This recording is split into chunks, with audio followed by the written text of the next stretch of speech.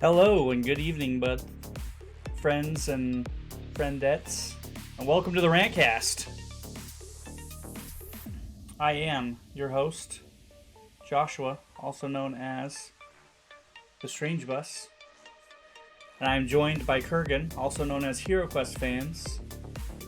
You can find us at TheStrangeBus or HeroQuest fans to twitch.tv/HeroQuest fans. Man, I'm rusty today. Oof. Man, we already got people in here. Starting up, so let me go ahead and bring him on board. And it is 9:01 to be exact. 9:01 p.m. U.S. Central Standard Time. I'm rusty right out the gate. But let me go ahead and... are we good to go? Yeah, I think we're all unmuted. We're all ready to go.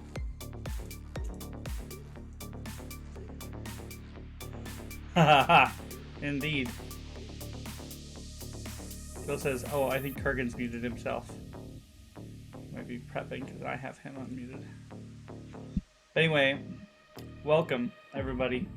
Hope you're having a great night. Hope you're taking good care of yourself. RantCast! There he is.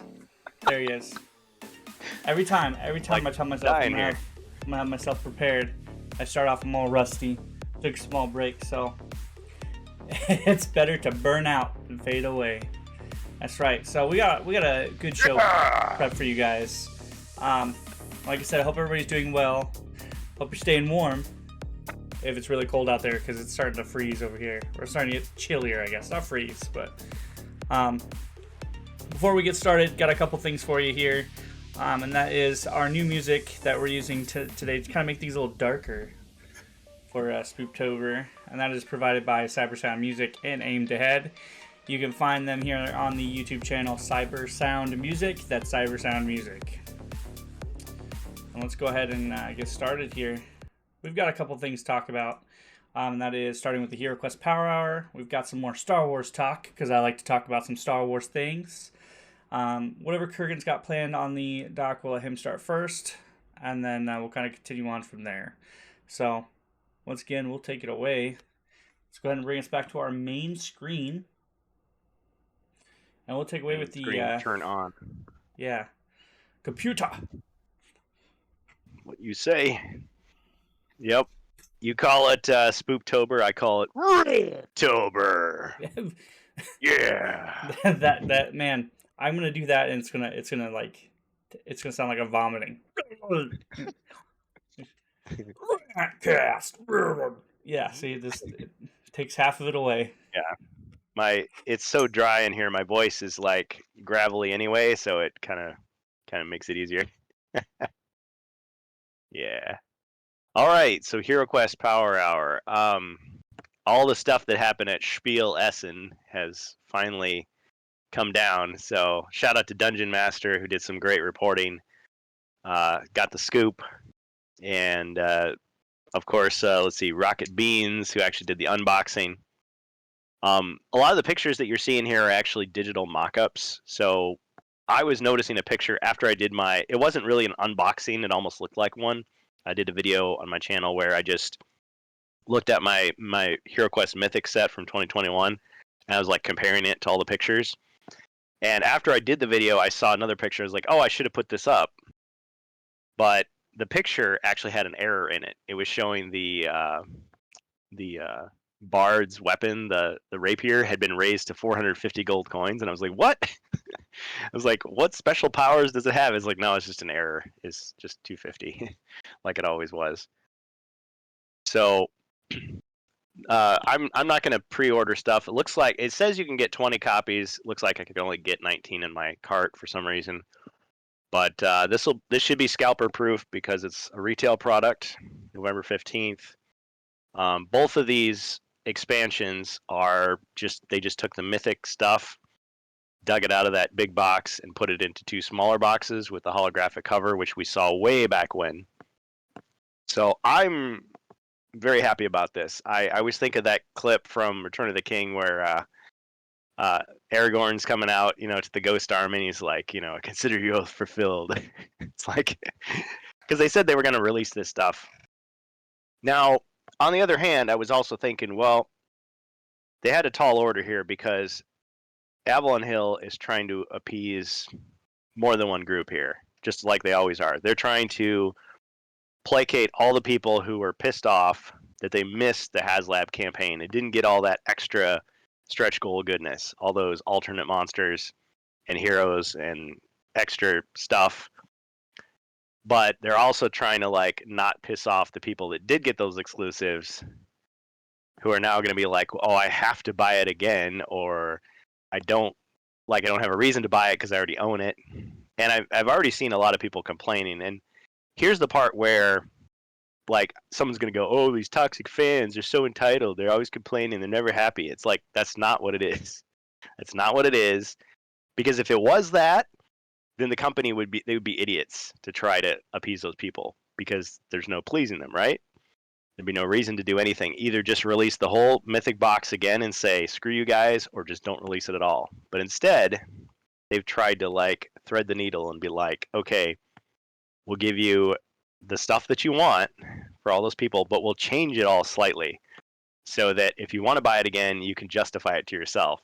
Even though from my point of view, like if you're a HeroQuest person and you just want to like buy some more monsters, what's wrong with that? Like everybody does that who buys stuff. It's like, oh, I have 2 of the same figure. Oh no, what will I do? It's like, they're monsters. You're supposed to have big armies of them, right? If you want. I mean, you don't strictly need all those characters.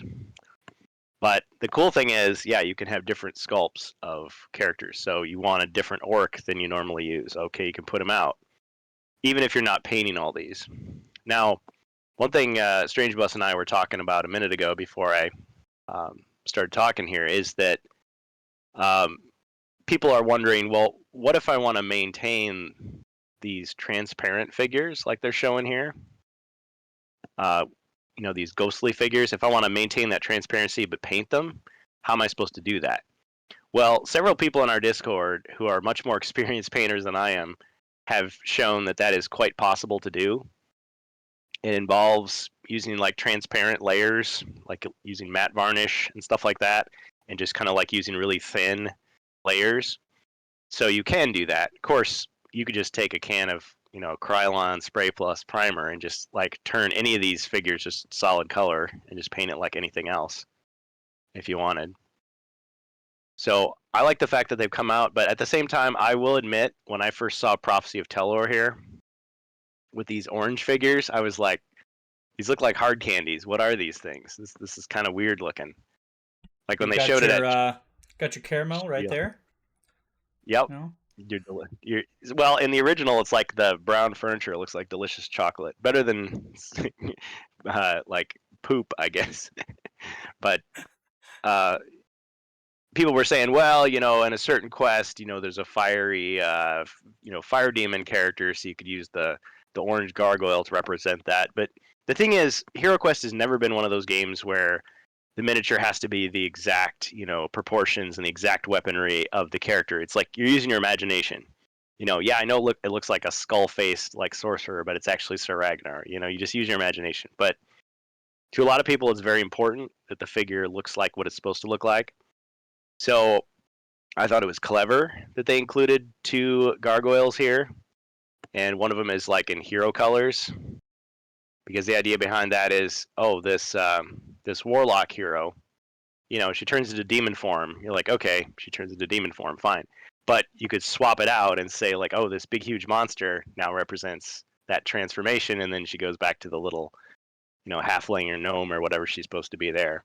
But then you could still have this glowing one to use for the monster version. Now, so the other thing to remember is before you continue there, real quick. Yeah. Okay, go. And this is just to hop aboard with chat. To agree with both Lucarox and Ribby, I kind of agree that I think the transparents. I don't mind the transparent minis here, and this is coming from a consumer perspective. I like that they kind of did something different. Kind of went aboard with those nice transparent colors. And like you were saying before, if you just really wanted to paint them, it still would be pretty easy to paint them the color that you wanted. Or that it's something different at least, right? But like I'm going to ask you the same question I asked you off stream. Is there any minor difficulty to any people who didn't want minis, would there be any like problems altering these minis as opposed to non-transparent minis? Like if you wanted to paint Well, them or detail them because of the material they might be made of. oh no, I don't think so. Not at all. Okay. I'm not that type of alchemist as far as like the types of plastic. I can identify at least two types of plastic that they use in the HeroQuest remake miniatures. There's ones that are like really really bendy, kind of like your Reaper Bones, like the ones that were made in China before they switched to the like Reaper Bones Black in USA, where it's like a stiffer plastic. So there's like the stiffer ones and then the bendier ones. But I don't know if that's just like they use maybe more of one chemical than another, or cure it with something different. I don't know how that all works. But the transparent miniatures they had in the last set, which Rise of the Dread Moons, so for the Spectres and the Dread Wraith, those, I mean, if you feel them in your hands, if you were closing your eyes and you weren't like you were just like doing it by feel, you'd think it was the same plastic. So as far as like whether your paint will adhere to it, I wouldn't see any problem. I mean, you could go onto the painting section of HeroQuest fans Discord. There's people that have actually painted them, and those people were trying to maintain the transparency, so they're using like clear layers. I've never tried to do that. Like, but I have taken clear plastic before and spray painted it like a solid color. Like the example, I had a joystick, like an arcade joystick, but the ball on the top was like it looked like a marble, like you could see through it. And I just spray painted it black, and you can't even tell. Like it just looks like a regular joystick now, because I didn't want the transparent, but it was the cheapest one, so that's what I did. So I think if you just wanted to just put like a clear, not a clear coat, like just a solid coat onto it, on the table is going to look fine. I think So if you want to make it look like the old one, you could. the sickest thing about this is, like Ruby said, is those dice. The different colored transparent dice are probably going to be really cool. Yeah. Well, and I was thinking, if you add all the sets together now, because lots of people do, now they can't assume everyone will do this, but there's enough colors so all 5 players at the table can have each their own color of dice.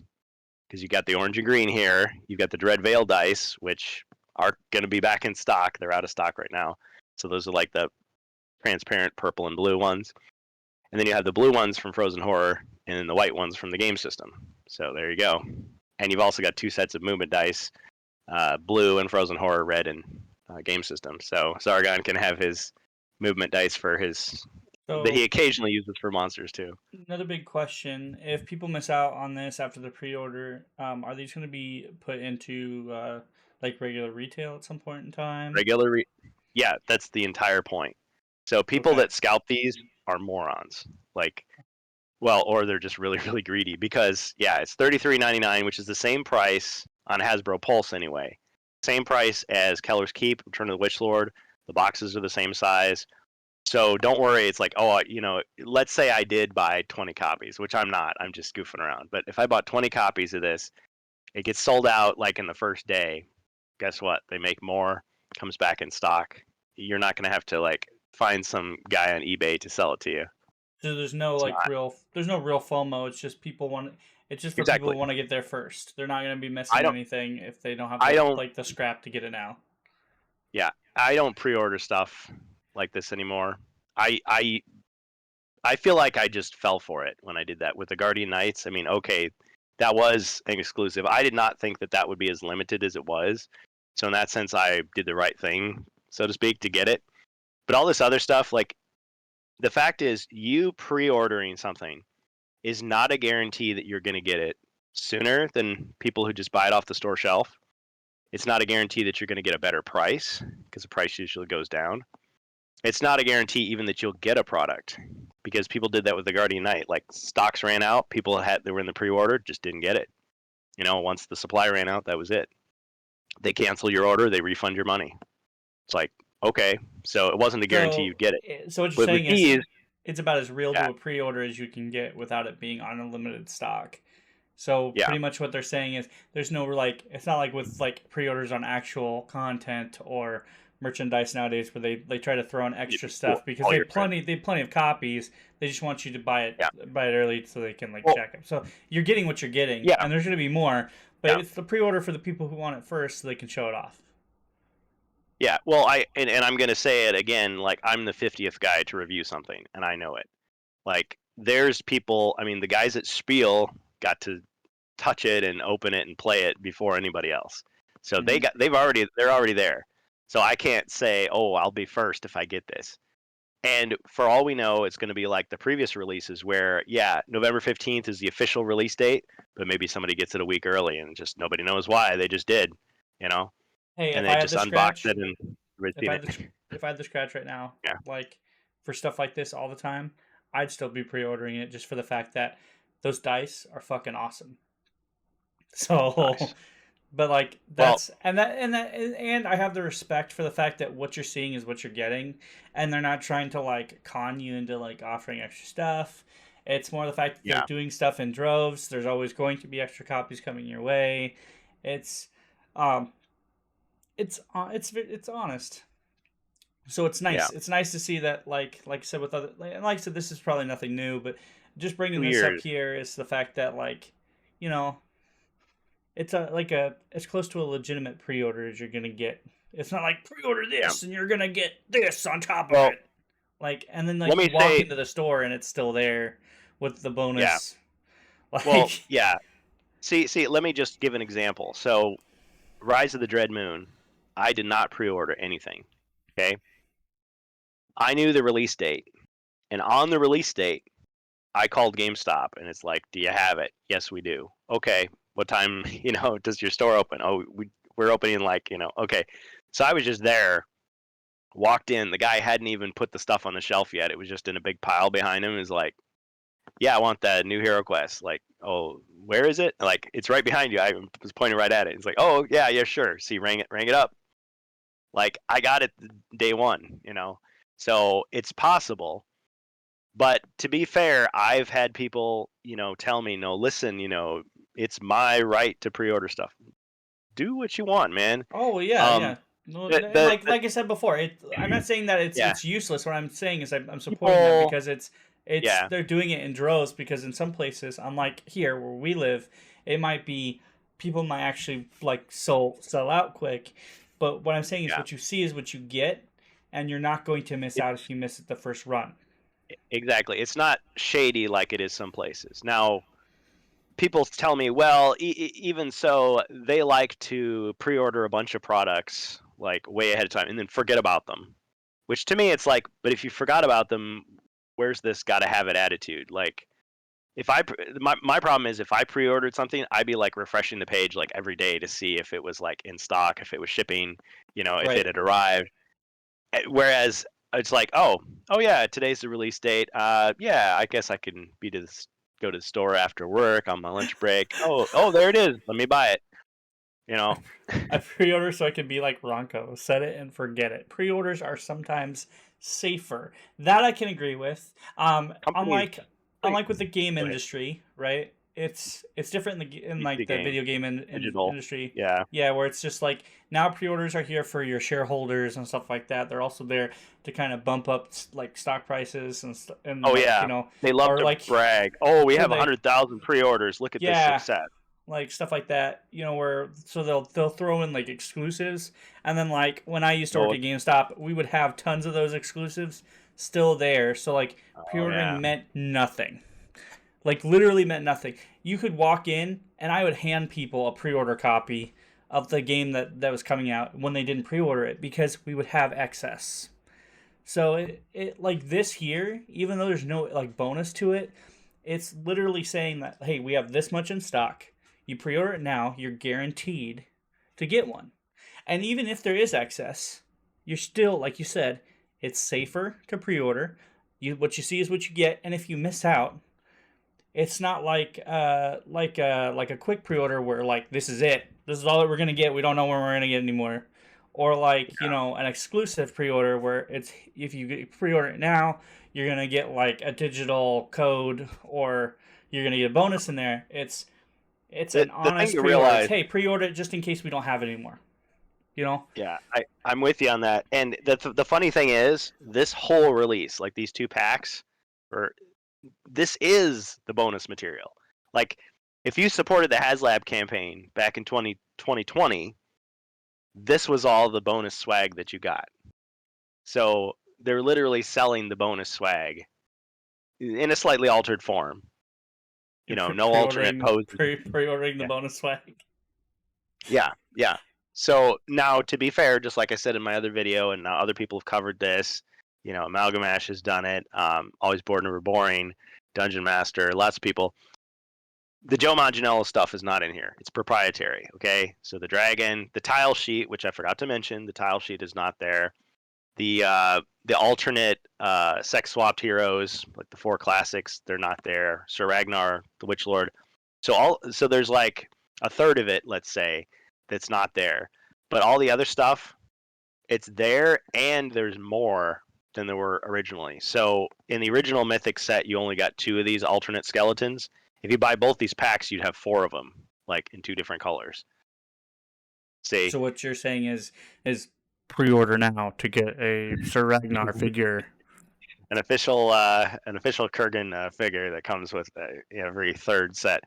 Well, and the other thing is that the pre-order bonus that they would have had, like at Gen Con, if you pre-ordered HeroQuest stuff, they gave you the Dreadveil dice, and then those went out of stock, and then people got pissed, and they were like, "Oh no, another exclusive! Didn't they learn anything?" You know, like they were mad, and scalpers were selling them.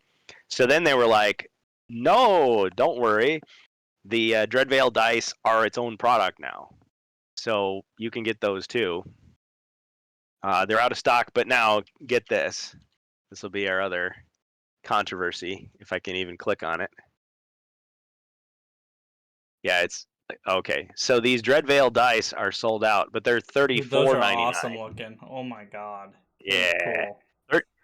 And there's the mat, the dice mat. And see, in Europe, it's like they were selling both, but then they ran out of the scrolls, so it was just the dice. So Bohemian then says, people are like, "What?" what color is the plastic of Kurgan's miniature? What color would be the plastic of your miniature? I don't know. I think it would be green because it's the orc, right? Well, I was gonna say, because aren't you dressed up usually as Zargon? Well, as Zargon. What color would Zargon be? Yeah, yeah. Because I'm thinking I Black. really would have. Yeah. Yeah, I would have loved to have black. The only problem with black is that, I mean, it'd have to be a certain shade of black because What's up, WaterCon? you couldn't see the details unless the lighting is perfect. But yeah, they could take that mentor figure from the Mythic set that's not being released here, and just cast him in a different color and say it's Zargon. You know, mirror images, or maybe really dark blue, like midnight blue, like one of the Wizards of Morcar. But yeah, these Dreadveil dice, so you just get 6 dice in a mat, and that's $1 more than getting a quest book, a whole bunch of figures, and dice. But I mean, to be fair, they are nice dice. See, They are very pretty. I'd say you can make some StrangeBus dice, but literally the Dreadville dice are my colors, so it's purple and blue. Ah, So yeah. that's Well, that is literally it. and I guess you could say they're presumably, I've never worked in a dice factory, but so they've got the clear, but it's not just one color. They've got like 2 squirts of ink in there. It looks like a blue and a purple, and then there's some like blue glitter like impregnated inside it. Like that that term is very very well done. It's true. Yeah, so there must be some extra process creating it. I mean, unless they have just a big stockpile of these colorful like rainbow dice, and they're like, eh. But I swear to you, I remember, and correct me if I'm wrong, anybody that's watching this remembers the history, who can dig back in the archives of the Jedi Order. The I swear, like as soon as they showed that holographic cover of Prophecy of Telor, several people, including I, Kareth, and it's like, do you know something we don't? We're saying like, oh yeah, they should have iridescent dice in that box. Like, how did you know? Or did they just listen and go, yeah, that's the ticket? But these Yeah. are not inside the box. But they did say, okay, fancy dice. And I was saying that too. I was saying fancy dice. But I was thinking they were going to put these inside here. You know what I mean? And that you could just get more of them. You buy 2 boxes. But whatever. You still get them. Now we don't know what's inside the quest book as far as changes, but everybody's been speculating. Like when it first came out, I mean, Hispa Zargon had a nice thread on yieldin.com forums with the errata. So like, they forgot to color in some of the solid rock. Some of the traps weren't marked. Some of the letters were missing. There was like a door missing. Prophecy of Telor wasn't as bad, but there were a couple like just vague like errors and stuff. But Spirit Queen's Torment had a lot of issues. So people were like pointing out, and Teo Sabadia himself, to his credit, actually came on the forums and was like, okay, here's where the door is supposed to be. Sorry about that, So everybody's thinking, yeah, they're going to correct that stuff. I mean, if they don't, it'd be kind of weird. Most of it just be like Zargon, you'd get to a room and Zargon would be like, and then he would put it out. And like the players wouldn't know that he was just like struggling to figure out like, okay, what's that supposed to be? Like it's kind of unclear, and then he just looks at it and goes, oh, okay, that's where it's supposed to be. From a player standpoint, a hero standpoint, like not much is going to change. Now, at the same time, I was looking closely at these cards, and they've like changed every single card just about. Like the pictures are framed differently. Like the bard in this picture, like you can see more of his body, like it's more cropped in the original. They've rearranged the text in all of these, and they've reworded like certain things. So like this inspiring tale for the bard, like in the original it says they roll one additional combat die, and this one says one extra attack die. So it's like, okay, did the meaning change? No, but they did it thinking, I guess it'd be a little bit more easy to understand. So they tweak stuff here and there. And with these potion cards, so the alchemist shop in, let me go to the right one, Prophecy of Telor, like some of these cards did not exist. Like you would open the quest book and it would show you a picture of a card, but there's no actual card. So now they've actually printed an actual card for this Potion of Magic, for example. And you'll notice that they've added like a sentence explaining like, how the potion smells or whatever, like just for fun, flavor text, they call that. And that is because in Rise of the Dreadmoon, they redid all the potions to make them sound more like lore, I guess, flavorful as opposed to like game mechanics. Because like in the original version of this stuff, like it'll say, oh, if you get a weak roll, you can re-roll your dice, like for the potion of battle, instead of saying, something more storyline sounding. It's like game mechanic versus. So, they revised those cards. And so then they just copied and pasted from Rise of the Dreadmoon's version to this. So there are changes, but in actual practice, I mean, you still roll the same amount of dice. It still gives you the same bonus. The gameplay is preserved. But yeah, as a collector, you could say, hey, my cards are different than these, so I don't have to worry. I mean, the copyright date on there is different. By the way, just a quick tip to anybody out there who's printing their own custom cards, there's lots of you, and sending them to the poor people at makeplayingcards.com, trying to print them out. Don't put fake copyright notices on there, please. Because they're just going to be like, why are you trying to get us to, like, break someone's copyright? Like, and they're not going to print it. So don't do that. If you're making your own original creation, then it's your own original creation. It'd be copyright you, or just nothing. So I don't know why people do that. They just want it.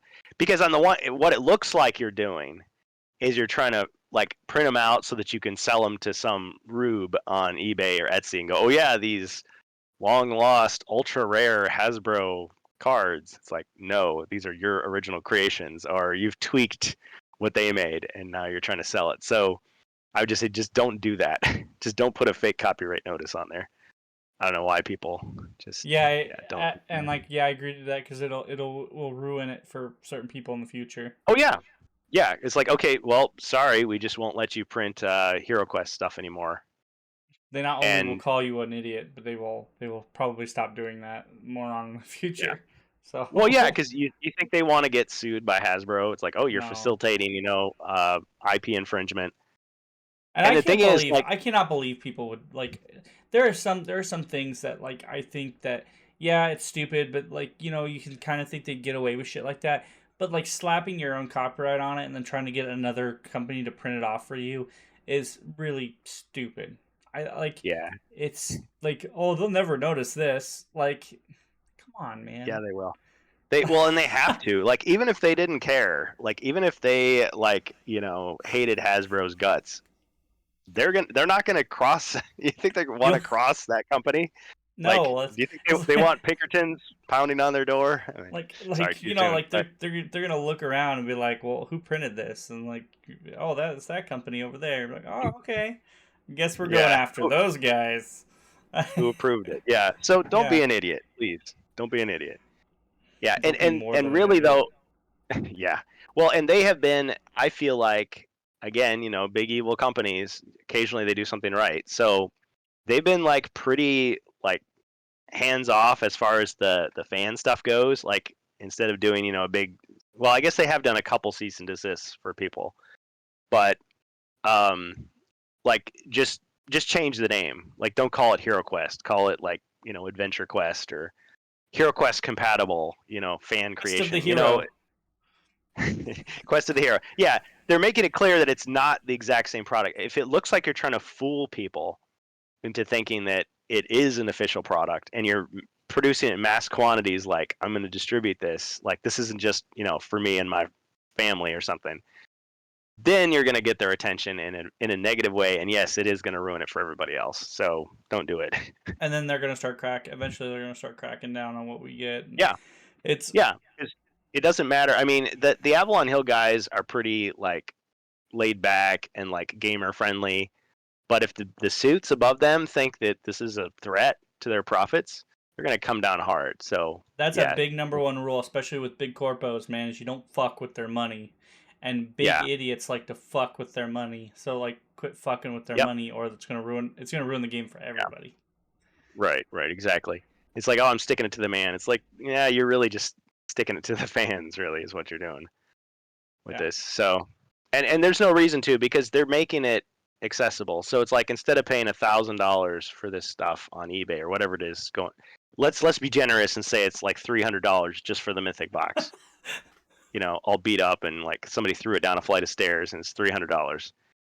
Like, you can buy both of these for $70, and it's like you've got 3/4 of the content, and actually it's like better quality in a lot of cases. Like, they've ironed out some of the errors. I mean, they're giving you a pretty good deal here. Chat is slapping tonight, man. Like, nice. Well, I'm glad you're paying attention, because I'm just totally focused on this. So that's why I'm kind of cutting you off every once in a while. You got all will be absorbed into the Hasbro hive mind, and then you've got Luca Rock's got a good title here. You got Heroes Space Quest. You gotta have the space, or it might still be dangerous. And then Ricky pops in with Sue Quest, and then Sue Quest. Yeah. Well, and I feel bad for the people that still haven't got their money back for that debacle. That sucks. Yeah, Game Zone miniatures. Sorry. What was I gonna say? Dang it. Oh, sorry. I took that train and ran with it, didn't I? I'm sorry. No, I was gonna say, like, I would love to have a co-host on my HeroQuest fans, and I know that that's asking a lot, but it's just because, trying to maintain the chat and do everything at once. Like, I realized, there is an overlay that I can put the chat on screen, and I can also do the rewards on screen, and I actually figured it out. Like, it was playing the noises like super loud and like 20 times. So I think it'll be a little smoother this weekend. But yeah, Cena.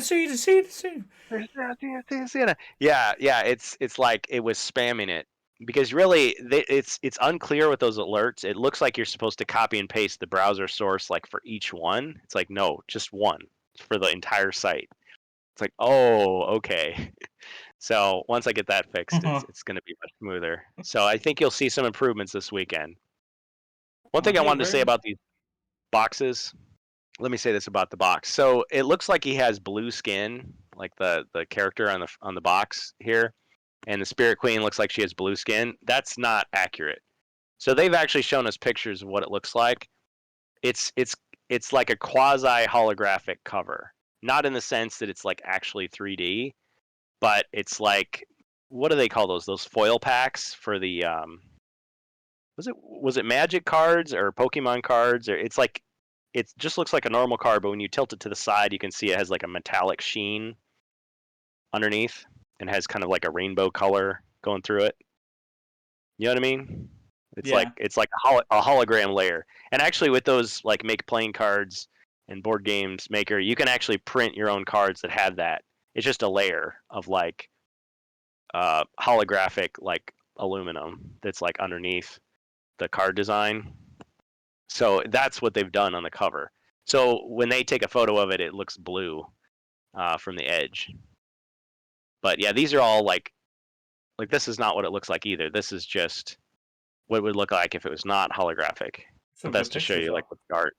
Yeah, and without revealing the spoilers, I mean, the plot of Prophecy of Telor is kind of cool. It's very Lord of the Rings esque, written by Stephen Baker, and this whole thing, like I had a lot of issues with the HasLab campaign. Like I wasn't sure, like, do I want to support this or not? Is this going to be good? Is this going to be stupid? But once I realized who Stephen Baker was, like, oh, this is the OG guy. And yes, he didn't create the game all by himself, but I mean, he was the original guy that wrote the quests, and he had the idea, even though it changed several times before it was actually finally released.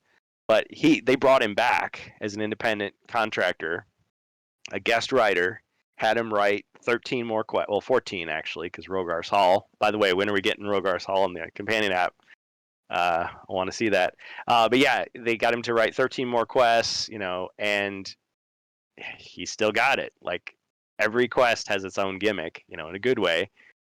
And he weaves the story together. And even though the premise is that you're going back and finding the Talisman of Lore again and going back to familiar locations again, it's totally different. Like it doesn't feel like a rehash or a retread of the previous quests. It feels like something completely new, but in the spirit of the old quests.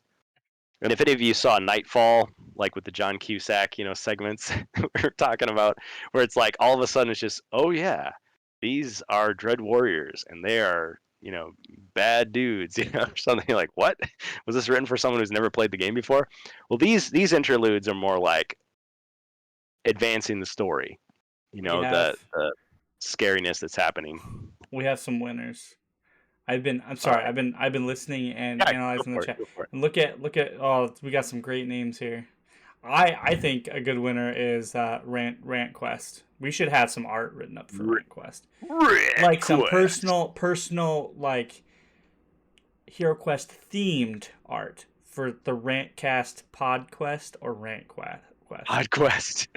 like that's what I'm saying. Like, although Quest. Cease and Desist Quest and Pinkerton Quest were a close second. I did like those, but like I said, Lore Tome Quest was pretty good. But yeah, sorry. I don't want to take away from you, but like I said, Audio man, Jungle. chat has been slapping today. So you guys got some great ones. Kudos to you guys. Yeah.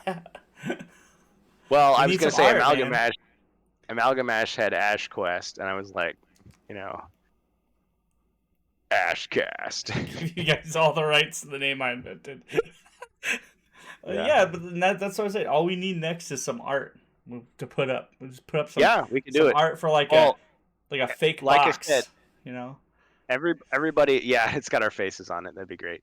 I mean, basically, Avalon Hill through Hasbro, his legal team, has been making this happen because, I mean, even before this release, I mean, you have OrcQuest and SuQuest. I mean, they just take this logo, this famous logo that everybody remembers, this shape, and they just put something else, some other words there, but you know what it is supposed to be, reminiscent of HeroQuest. So even though it's not HeroQuest, it's a tribute to HeroQuest. It's a spin-off. It's a spoof. It's a, whatever. So yeah, we should get that rant quest going. Oh man, rant quest. Elviler Quest. Elviler Quest. Not against the ogres yet quest. What? Wow. Let's get a top 10 list. Yeah, dude, for Yeah. real. Some Oh. fan art of some of these quest names would be perfect. Oh, never mind. I guess I already said that. I was thinking. I already talked about how you got the bonus. The pre-order bonus was the dice, but then they were selling it separately. Okay, never mind. I was like, oh, that's what I forgot to say earlier, but no, I said it. I said it. So yeah, some people didn't like the warlock, especially Amalgamash. He hated it. He was pissed. No, I'm kidding. It's the opposite. It was like he's He like was waxing pissed. poetic. He was pissed. No, he called her the Darlock. So he's like, oh, she's so great. So anyway, yeah, check out Amalgamash. It's before he split off into like put all his HeroQuest stuff in the new channel on YouTube. That's Like what I'm gonna he call our live quest is Strange Quest. Sorry, Chad just keeps luring me in. Every time I come out, I get pulled do right it back in. I get pulled every right back time. in. Every time I thought I'm done, they keep pulling me back in. Or however the quote went from The Godfather. Ooh-ah! Yeah, she's got a great quest. Tall glass of water. Chats like sushi. Get Harrison Ford in there too. Yep. Just Yeah. when I think I'm out, they pull me back in. Will I order these? Yes, I Yes. will. And the thing is, like, I don't mind that I already have. I mean, I've been showing off my set. I haven't played Prophecy of Telor on the live stream. I mean, I could, but we're doing Mage of the Mirror and Rise of the Dreadmoon right now. I mean, it took forever for us to do Frozen Horror, but eventually we'll get to it. But I mean, I have been showing, like, I'll swap out like one of the miniatures for one of the stretch goal monsters. If people notice, doesn't matter. But yeah, I mean, I didn't collect this. Like, I didn't buy 2 copies and keep one in the shrink wrap. Like, I broke it open and have been playing it this whole time, and that big box has gotten like ripped along the seams, and I've repaired it, so it's gotten used. And these will get used if I have them too. So, but I am curious to see what they put in the box. I wouldn't expect any changes other than, yeah, they make some corrections for readability, and you get those cards. Some people were mad that there weren't like extra tiles in here, but I mean, there weren't any tiles to begin with. The one thing I thought was a little strange is that I was expecting there to be doors in here, because they have, they ask you to have like the entrance and the exit doors, and all the other expansions had them. And they were starting to do this thing where each pack had like, custom designed doors. So like the Frozen Horror had the icy doors, and the Mage of the Mirror had the elf doors, and whatever. These would have just been like the same as Keller's Keep, Return of the Witch Lord. So if you have those, you can just swap those in, but you actually shouldn't have to. See, the thing is, like, you get players where they're like, oh, I've got to have a unique miniature for the boss, which I guess is kind of a GM thing to do. You want to have something to impress your friends. But when you're playing the game, you can just use any miniature for anything. So you could just take any spare door and just say, okay, this is the entrance door. And then when you're done with it, you just toss it aside and reuse it as a door later in the quest. I mean, nothing's stopping you from doing that. But I guess it goes back to something Carmine said once, where it's like, there's only so much space in the box. So if you add a door, you're going to have to forfeit something else. So would you really want to forfeit one of these characters or one of these dice to get that piece of furniture, or vice versa? So I think a lot of people like the fancy dice, they realize. So I think they probably made the smart marketing decision. Do you think that they would ever release a not expansion, but like add-on boxes that just include like extra furniture or pieces or something? Well, that is something that Covert Nerd, to his credit, on his podcast, and I got to get back together with that guy, because we are long overdue for another interview. And he wanted to meet this past weekend, but I was out, so sorry about that, buddy. But his idea, Lee over at Covert Nerd Podcast, check him out. He was saying that's what they should do. They should do the a la carte option. You can buy the dice pack, you can buy the card pack, you can buy the monster pack, furniture pack, all the stuff. And up until now, they've been just including those as extras inside other expansions. So it's like, oh, you want extra character pads? Well, they're in Frozen Horror. You want extra dice? They're, in that one. Oh, you want the furniture? We'll get the elf pack. It's like broken up between Mage of the Mirror and Rise of the Dreadmoon. But then they turn around and give us the Dread Veil dice. And Avalon Bill, in the official Avalon Hill Discord, said something along those lines. I'm not quoting him verbatim, but it's like, oh, we're exploring those ideas. We're looking into the feasibility of that. So maybe they'll see the sale of the dice and go, yeah, we can start offering just standalone like pieces. It's not because these expansions are not complete games either. Like you still need the big box to play. So why not just say, oh yeah, here's a couple extra things. The only difficulty I see with that is that in a lot of ways, HeroQuest is like a generic fantasy thing. So what would be the difference, like if they just threw a couple of like trolls in a box? Okay, so let me reiterate. Hasbro versus some other company. Because it looks like what they're doing with these expansions is they're putting out like nice or like unique pieces, like like the transparent, like what they could do is instead of like copy pasted furniture that they've had before, maybe doing something different and adding different types of furniture or different types of like something that still states that it's the same furniture, but maybe doing things a little differently. And like I said, I could be wrong. It could be a bad move, but what I'm saying is like, I've always stated this before. Like you can always do stuff yourself, but that's why I'm asking the question is and I'm not saying make a big box that needs to be worth like $40-$50 full of like just furniture, like adding like furniture. A small small box to be like, hey, you just needed a couple tables or chairs or something like that, and it's just included. Yeah, like a dollhouse. Yeah, something like that. So here you go. So this is Rise of the Dreadmoon. You can see there's pieces of furniture. Like you don't need this. You already have a bookcase and a so you're not having to drag it out of your other box. Like you don't need to it's a pain to be like, oh, I gotta go open my expansion to go grab the extra. Throw it all into one big box. Yeah. So, or make a case that stores all that. I guess if you really wanted to, I guess you can make a case that stores all your expansion. Yeah, because people have been making a killing selling that Feldar foam and that what do they call it? Like war foam, battle foam, like all that crap. And it's like first they were charging the same prices, so it's you buy the game for $200 and then you buy the foam for $250. It's like what?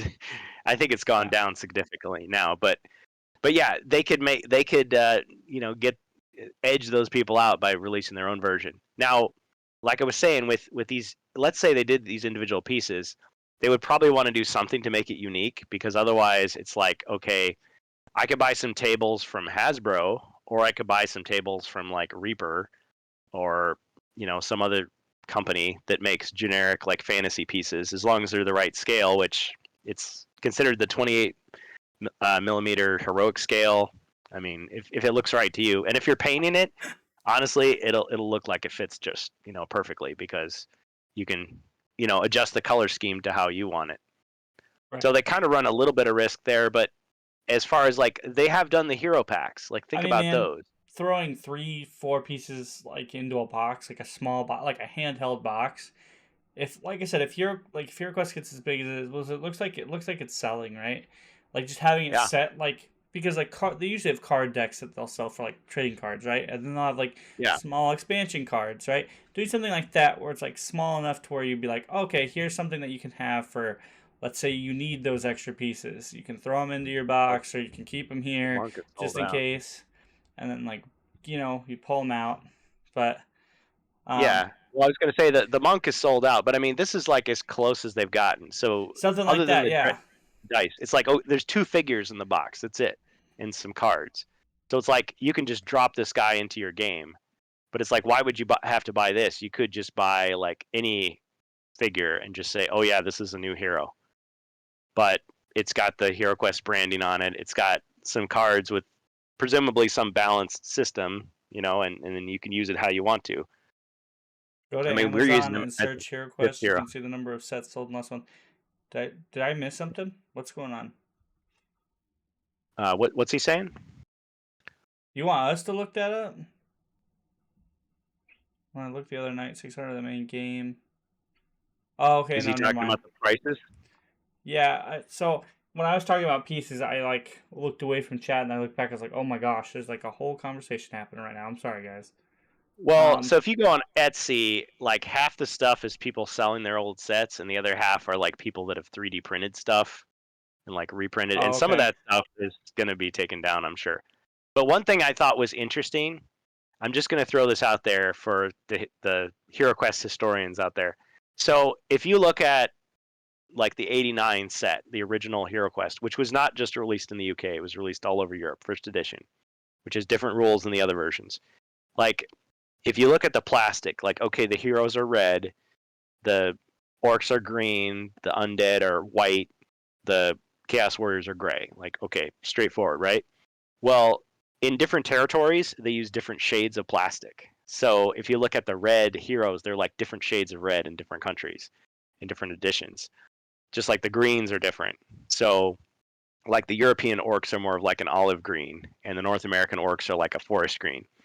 Well, I've seen pictures, and I don't know if these were like bootlegs that came out like in the end of the 90s, but there's some HeroQuest figures that are a kind of transparent, like candy looking plastic.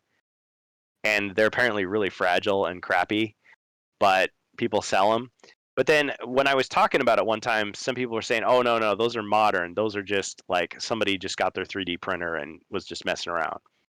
But I was thinking the fact that those, whatever you want to call them, bootlegs or 3D prints exist that are transparent, like Hasbro is probably like, people are selling those. It's a conversational piece. So there you go. Another reason to do these transparent figures. So it all comes from somewhere, as far as feedback. I mean, people said that they wanted ghostly figures, they wanted fiery figures, and now you've got them. So they're listening at least, and they've said for, I think ever since they had all those FOMO people getting pissed off that they missed the HasLab campaign. I didn't get to bid, or the fact that it was only available in English-speaking countries, so North America, New Zealand, Australia, and the UK, like nowhere else. So there was no like French version, no Spanish, Italian, German version. Like, um, they were listening to those people and saying like, okay, yeah, it's going to be a global release, it's going to be a retail release. And they told certain people this ahead of time, and then other people they just like dropped a lot of hints. So I knew this was coming. I think a lot of people could guess this was coming, but a lot of people doubted it too. They're like, no, they'll never do this. So I think as far as, I don't know what the chat thinks, but as far as like ways they could have brought the mythic stuff back to like please the most people possible, I think they've probably done a pretty good job here. The only question is like, okay, well, was the choice of colors good, or should they have chosen different colors? Or a lot of people were saying we should do, um, they should have done alternate poses. But think about that. They got to take those big molds that they've got made out of steel or aluminum or whatever they've got, and they'd have to like redo all those, which would cost, I don't know. I've heard different figures like $50,000 or $75,000 to like redo all of those. So it would cost them a significant investment to change everything just to change it. But we know that these will be mass produced as opposed to the mythic stuff. There was only, it was a very limited run in a Okay, very really, limited territory. really quick. Okay, getting Elberg towards the states, break. yeah, Elberg states that look at the imagery now and have someone who hasn't seen it pick out a mummy from a zombie. So I'm gonna test that theory here. Don't zoom in. Don't zoom in. Oh, Um, is yeah, at the table. this Well, the it's like, zombie and is this the mummy? I'm probably super wrong, but I just wanted to test it just in case. okay, I can't see what you're pointing at. Nope. Can you just tell me? Because I was gonna try to at least defend my, because like we were just talking about that earlier in the stream, Elberg, that like I kind of liked the Very cool. transparent pieces and the die, well, more the die than the pieces, because I was more thinking that it might be harder for people to modify the pieces. But I'm also still learning pieces anyway, so like I was kind of like, If you just take like, so not so there's the mummy. Okay. everybody has their own philosophy of painting, but one thing you can do, you can get spray paint. It doesn't have to be the fancy expensive army painter crap. bull crap that you buy at your friendly local game shop. It's like $15 for a can of spray paint, like a small can.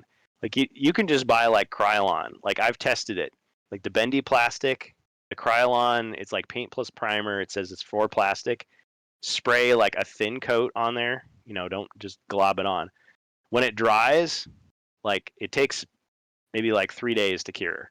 Give it 3 days and it feels pretty good. And you can paint right over the top of it with your acrylics. It's gonna be fine. I just wanted to buy this just to put the pieces up because I like decorative pieces, but that's just me. Well, a lot of people don't like to paint it, and that's why they put it in the original colors instead of just making everything gray and being like, Games Workshop, like paint it yourself. That's what you do. But yes, it's true. When you throw all these on the table, it's going to be like, yeah, wait, which one's the mummy? Wait, is that a skeleton? I'm going to have to like look at it. On the stream, it would be harder. Like I'd have to zoom way in to show you which is which.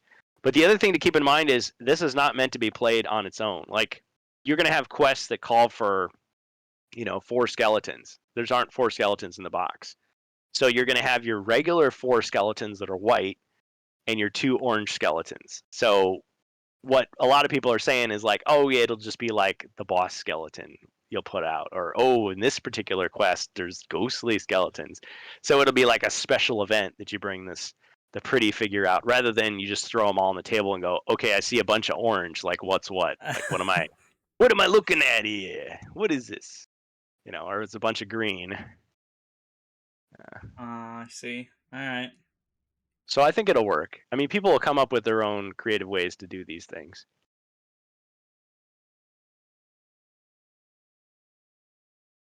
So yeah, what else are people saying? They're just talking about the pieces right now. I was but yeah, that's the big thing. Hey, we've got one person who needs to be banned.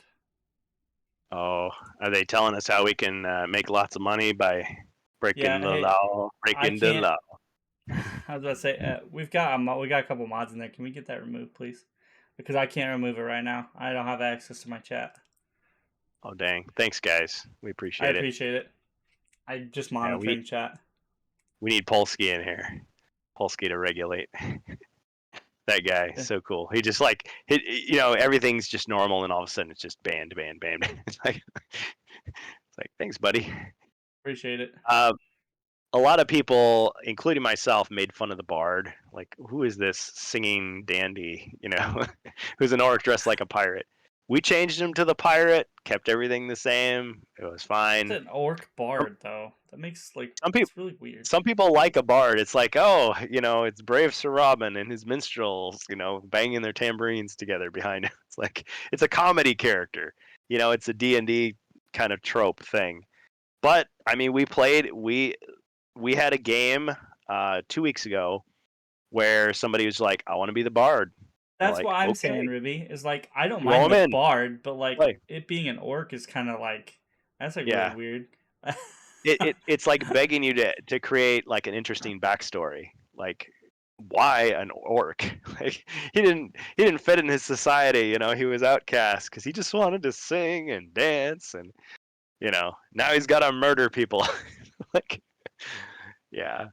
But they did not change his design one whit. He's the same as he was before. So for better or for worse, he's in there. I think the way he plays, though, he plays like a cleric. He's like a support character. He's not super strong, but he can heal people. He can buff people. Sharpen those blades, me hearties. Sing his songs. But it really could be Sir anything. Robin, brave Sir Robin. Walk the Camelot. He's not afraid to be killed in nasty ways. Yeah. Well, and I was thinking, like, as Zargon, or your storytelling, you could say, well, maybe the orcs all go for him, like, traitor, get him, something like that, or why make him a hero? He could be an NPC.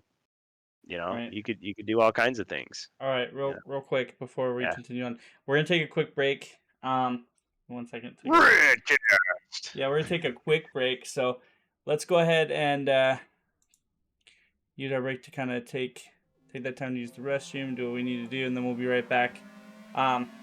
God, Luca Rock's bringing out those original quest names. Anyway, we'll be right back, guys. Don't go away. We'll be back with some more ranting to come. So stick around. Thanks, guys. Rantober! Yeah!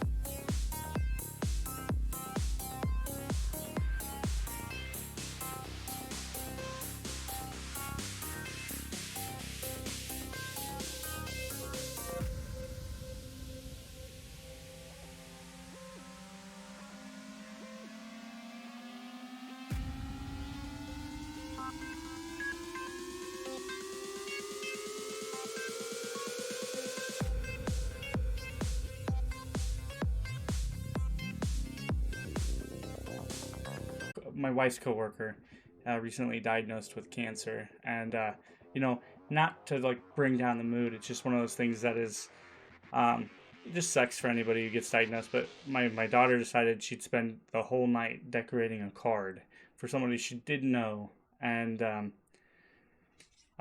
do something really nice for somebody. So we just let her stay up, and she's just been going 1,000 miles a minute. So she kept me up there while I was getting coffee, showing me what she had done so far. But he's got it's looking pretty bad. But he's got people in the corner, and like I said, it's one of those things where even though when you don't have hope, you've got it from people, even people you don't know. And like I said, my 6-year-old is just out there working for somebody she doesn't know, and it makes you smile. Things that make you smile. So, sorry about the long wait, everybody, and let's get back into it. Quest. Am I on? I'm adjusting my monitor. Yeah, you're in. We could hear it. All right. Rantober. Yeah, no, that's a sweet story. I mean, that's grim. I've known some people. Yeah, it's like some of them didn't make it. Some of them went into remission, but it means a lot, especially a kid. Making you something nice. So that's really sweet. Yeah, I just wanted to. Yeah, go ahead. And just final notes on it. I mean, it's part of life, everything. It happens. Shit happens. It sucks. And like Ruby says, fuck it. It's bad. But I just brought up because one, the time constraint. I was up there for a little while, and two, just the fact that it's kind of like one of those things where in a lot of the negative space or the stuff we got going on, it's kind of nice to know that you got somebody, no matter how small or how little, it's up in your corner. And I'm not gonna tell my daughter, no, you can't stay up late, especially if she's not at school tomorrow. She had conferences, so like, it's kind of one of those nice things. But definitely. So you've got paint right here. Paint. Yeah. So paint. People that were asking, like, let's say you're thinking of getting these sets, and I'll be honest with you, like when I broke open my Mythic set, I'm like, this female elf needs to be blue. So I painted her blue. And I don't care if everybody thinks that she should be green, she's blue. But this, I've had pretty good success with this stuff. I know it sounds like a sponsored thing. It's not. So Rust-Oleum, like if you go to some place like Walmart, you're gonna see Rust-Oleum like all over the shelves for spray paint and stuff that's for plastic. But you'll see fewer of these cans of like Krylon. But if you go to other places like I don't know what Lowe's or uh, what is it, Home Depot or Menards, like these different like hardware stores, you'll see more of the Krylon stuff. But I've had pretty good success spraying like the actual HeroQuest, you know, the bendy plastic figures. So you could take those transparent figures and spray them with like you can use the Fusion is the one that's specifically for plastic and it's supposed to, you know, dry fast and have a nice like durable finish. But you could probably use one of these others if it's the color you want. So I'm just throwing that out there. Like there's forest green, there's olive green for the like orcs and stuff, and then you've got like bone white or ivory or satin ivory for the like the undeads, and gray. I forget if it's like slate gray or like graphite or I don't know, concrete. Like there's some like specific name for it, but you can just pretty much like hold it up and it's a really close match. So if you want to like give it the look of a solid color figure, and then if you want to paint it on top of that with, you know, all your fancy stuff, you can certainly do that pretty easily.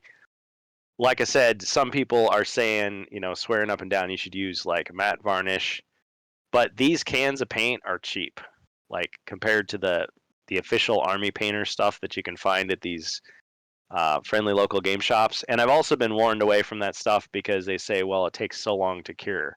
Like this stuff, it's like in 3 days, it's fine.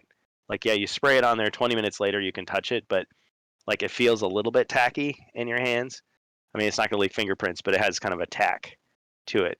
But after a week, it's like fine. It like feels the same as like an unpainted piece, really.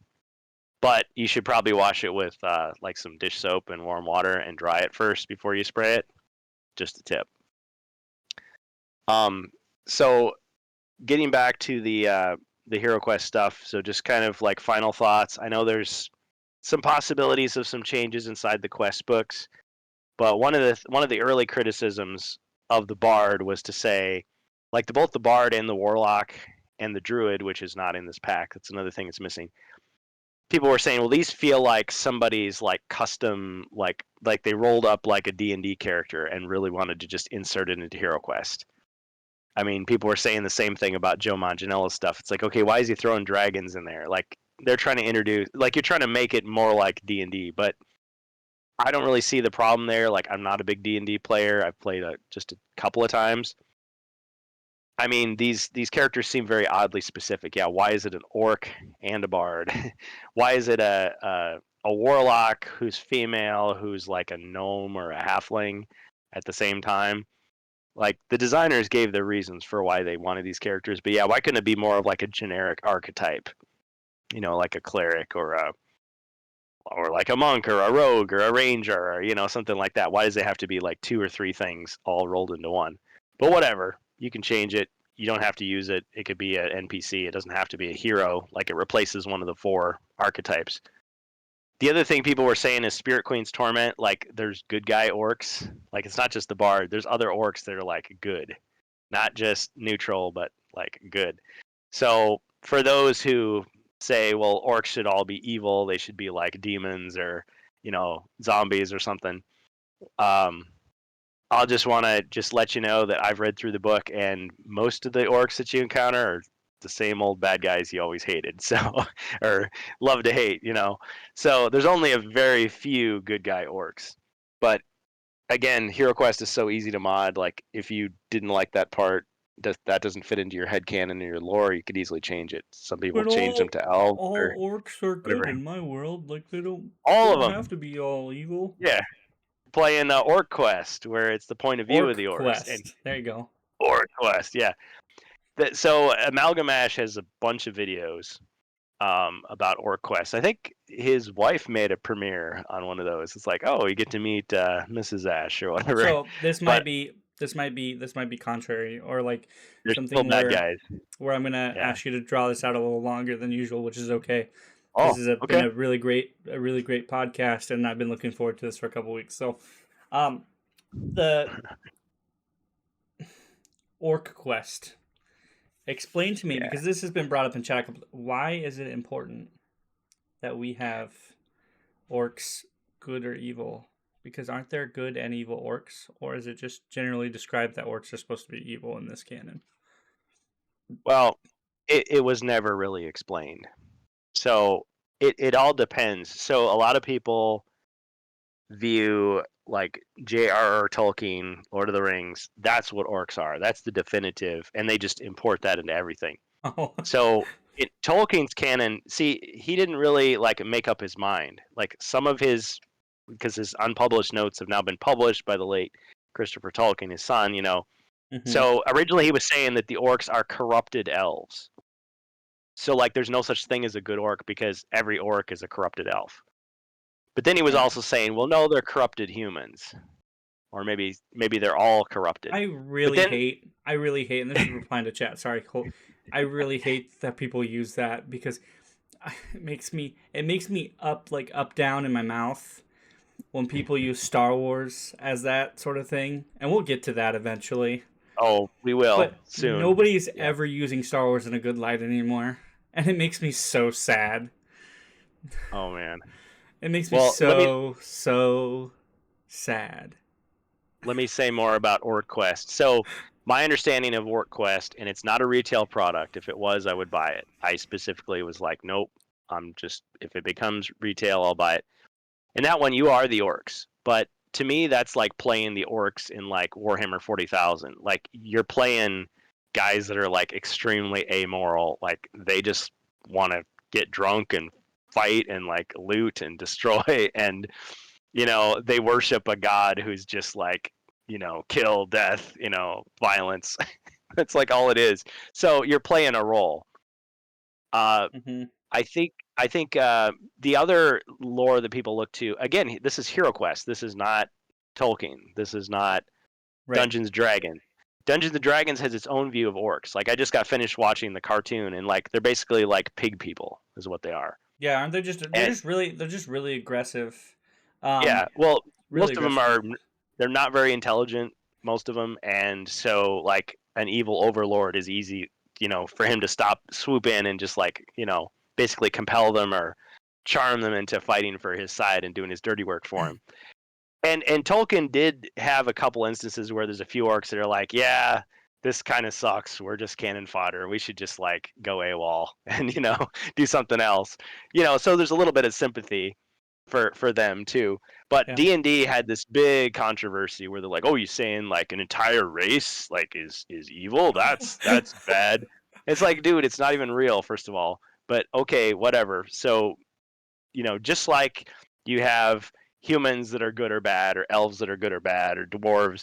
So fine, you can have good or bad orcs. Okay, but I like that. Whatever. Like Ribby's explaining OrcQuest right now, and I like that. Yeah, OrcQuest. I enjoy that because really like not explain.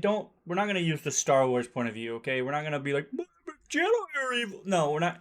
What we're gonna do is we're going to look at because to some people there really isn't a definition of good versus evil, but there is a morality clause of bad versus good, right? Like, you know, if you're taking something that doesn't belong to you, it's bad, right?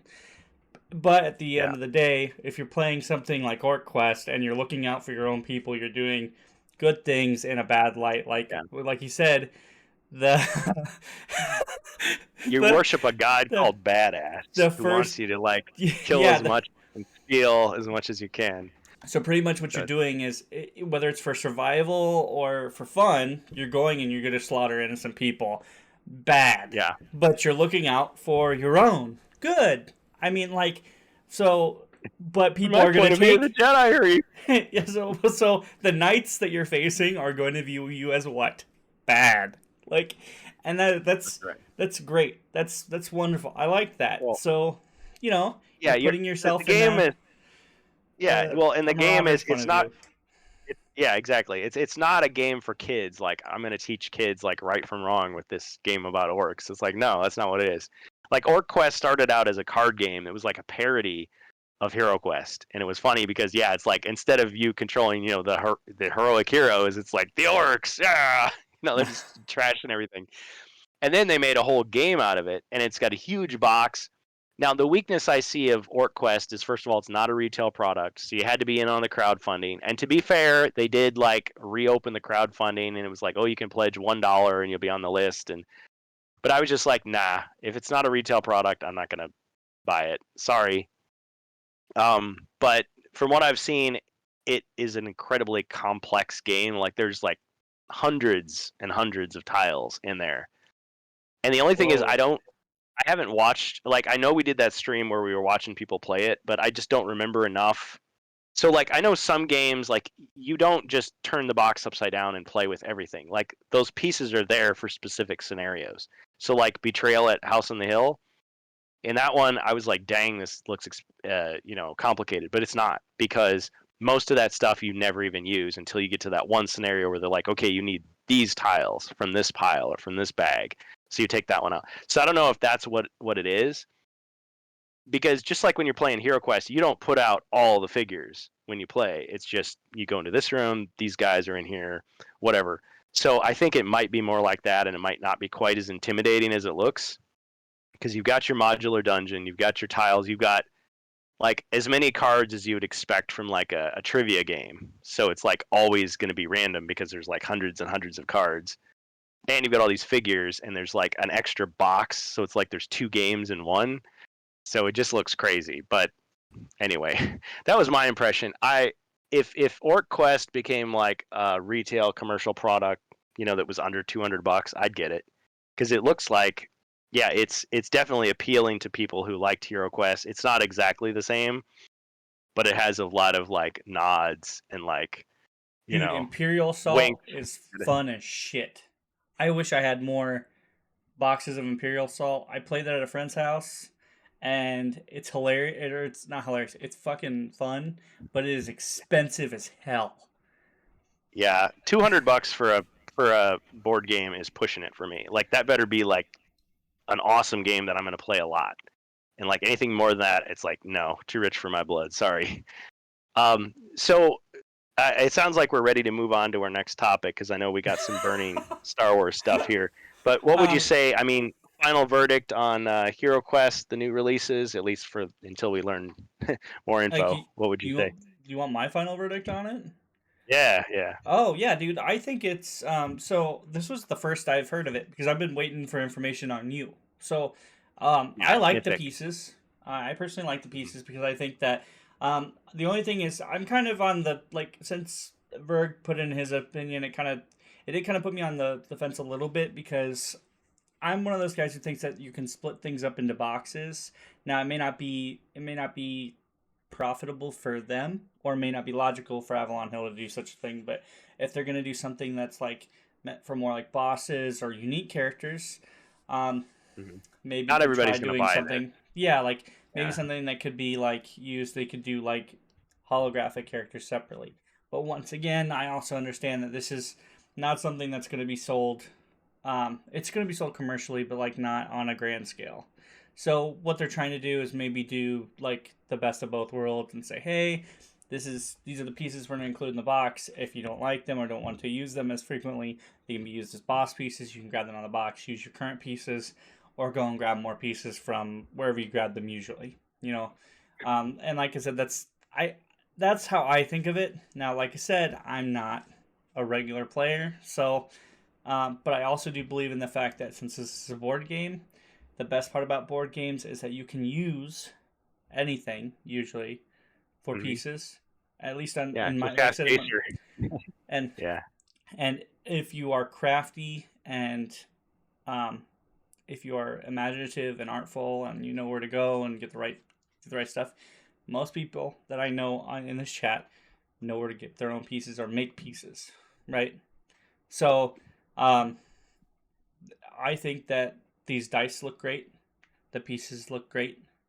Um, I think that we could use more quests. We could use more expansions. I like the fact that this is growing, and that Mhm. the biggest thing, is that I think that this isn't being brought around the leash by Hasbro. Like Avalon Hill looks like they're doing things based on their decisions. Which, when we first started this whole thing, we were like really digging into them a little bit. So, Yeah. I'm gonna be a little lighter on it and say, like, you can definitely tell that this is, this still has freedom put into it. You know, there have been For the times when people. we've caught Hasbro with their pants down. We've caught, Yep. you know, what was it? A couple times we've caught some certain companies trying to get a little crafty, and we looked at them and say, "Hey, look, motherfucker, you're going the wrong D&D direction." OGL, Yeah.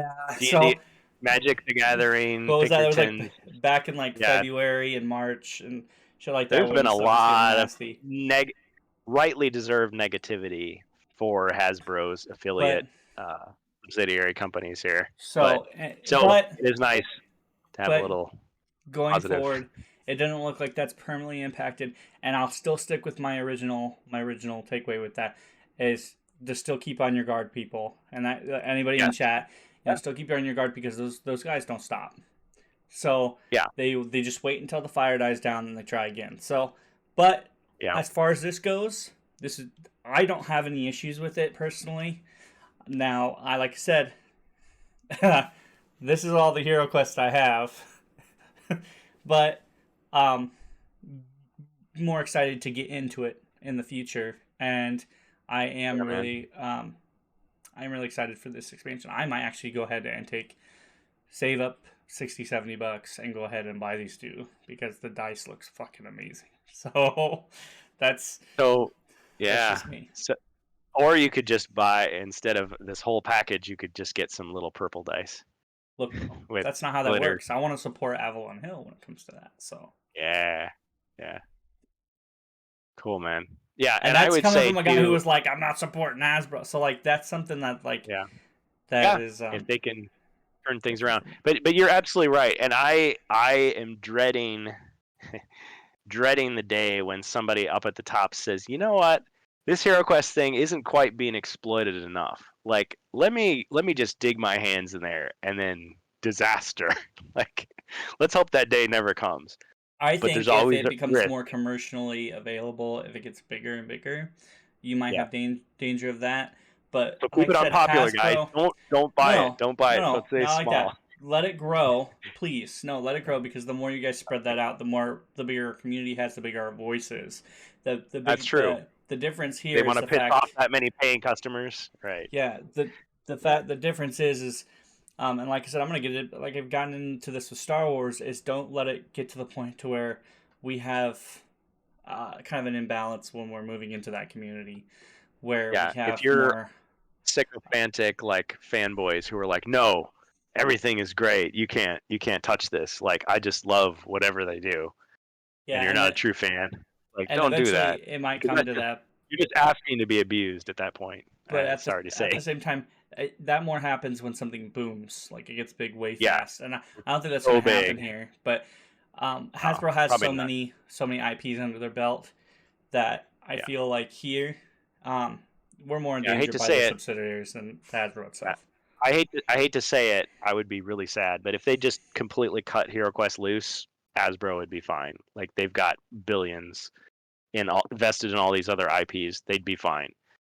And technically, we would be fine too, because we did it for 30 years without their support. Yeah, and that's what I'm saying. Is like, here at the end of the day, if they stopped making stuff to try to move to a digital market for younger generation, what you guys would do is pretty much just do what you did before, and you pretty much raise the stock value of like physical product, and make your own pieces and stuff like that, and that would pretty much just kill it for them. So at the end of the day, I think this is where it's going to go. Like, well, someone was asking, actually several people asked, well, why don't they just let you just 3D print the stuff? Why don't they just sell STL files? And I was like, yeah, I could see that. Like, Hero Forge does that. But I can see some issues. One, you buy the STL file and you print it, a million times, whatever. You give it to all your friends. Now it's out there. Like, the way Hero Forge does it is, it's like they give you all the parts to create your unique custom figure, and then you buy it, or you buy the file, but you don't get their whole library. You just get the one that you made. You get the teddy bear that you made at the factory, so to speak. The other thing is, like, you might print it yourself in like a really crappy printer, and so it looks like hell, and nobody likes it and goes, "That's Hero Forge? That looks like trash." And then they look bad. And it's like, no. That they printed that themselves. The one that we print is good, even though it isn't, because I bought one of their miniatures. It broke like really easily. I was like, shoot. Now they could always come back and say, well, we have no control over the way that you make the model, so you might have like a lot of pieces like poking out on the sides, and so if you drop it, it's going to land on that, that little bit and break it off. That's not our fault. That's yours. Whatever. But I mean, Hero Forge has their own thing. So I think there's some downsides to just doing the 3D print thing. But yeah, there's lots of people that are saying, oh, 3D printing is going to be the death of, everything. Just like AI is going to be the death of everything. It's like, well, it'll hurt some things, yeah. But that doesn't mean that they should automatically just, completely wipe out everything they're doing and switch to that. And if you did all digital for HeroQuest, yes, you'd have some people that don't know any better that were just like, yeah, that's great. That's what I'll do. I'll pay my subscription fee and, get quests every month and play that. But yeah, we'll continue to promote the physical stuff, and the people that like that will do it. Because part of the appeal of HeroQuest in the first place was there's this perception that role-playing fantasy tabletop games was all like pencil and paper and, graphs and complicated dice. But it was like, no, you've got colorful pieces. You just one box, it's all in there. You open the box, you don't have to do any prep, really. The quests are already laid out. If you want to be a GM, it's just right there. You don't have to, map out a bunch of stuff. It's ready to go, and you just play it. And yeah, it's physical. That has its limitations. Digital, you can just update it. But as we've talked about with physical media before, if the company decides, this isn't making money, they can just pull the rug out right from under you, and all of a sudden all your digital stuff is just gone. All your DLC, it was stored on the cloud. Sorry, it's gone. Indeed. And if it's like a Big Mac that you just bought, I'm just going to play it for a couple weeks and then I don't care what happens to it. It's like, okay, but everybody else that invested in it and wanted to collect it, they're out of luck. So they're going to go for the physical stuff. So I support this effort. The Spirit Queen's Torment and Prophecy of Telor, I don't need them. I was going to say, well, I'll buy a copy so I can review it, but other people are going to review it before me anyway. So why would I buy it? It's affordable. I think it's a good effort. I want to support it. And it looks cool. So I'll find a use for it. I'll stream it. Even though we're using Ribby's dice, his digital dice. So, yeah. And I hear there was some HeroQuest stuff. Yeah, so we talked about that. But then there's also some other things we're going to talk about tonight, too. Some Star Wars. Oh, yeah. Hey, go ahead and put it up, and I'll switch it over. We'll go ahead and... all right. Go ahead and... So this is the official unedited trailer for Ahsoka. Oh, no, wait. Just kidding. No, this is Oral Knots. I'd forgotten all about them. I used to watch their YouTube channel. Obviously, the audio is They're great. not there. Ahsoka 1986 TV intro. Spoilers. It's so the they are only portraying Ahsoka it as you should be watching. Yeah. One of their funnier spoofs I really enjoyed. Well, they've done a lot of different weird stuff, but the one where it's the Hobbit, but they're singing like Michael Jackson songs and like the chant. That was pretty funny. Oh yeah, they also do the Jedi party and stuff like that too, which was. Oh yeah, the Obi-Wan dance party. Did they do that? Who did the Tommy Wiseau Anakin Star Wars romance movie? I thought that was. I can't remember. I'm gonna have to look it up. But if that wasn't them, I'm sorry, but that was something special. Like, just so ridiculous. It's like, what if Tommy Wiseau and Anakin had this like torrid love affair that ended in like betrayal and murder? You're tearing me apart. The liar. Oh, hi, Anakin. Yeah. So anyway, I have not seen Ahsoka, and I'll tell you, I've clicked on a lot of clickbait for this show. So pretty much while he's getting this put up, I have recommended to people, because I refused to watch it up until now. I got really bored, and I was like, look, I guess I'll just watch it because there's some people saying it's okay, some people say it's great, some people say it sucks. And me being the Star Wars guy that I am, I have just decided to torment myself and make sure that's Lupin, by the way.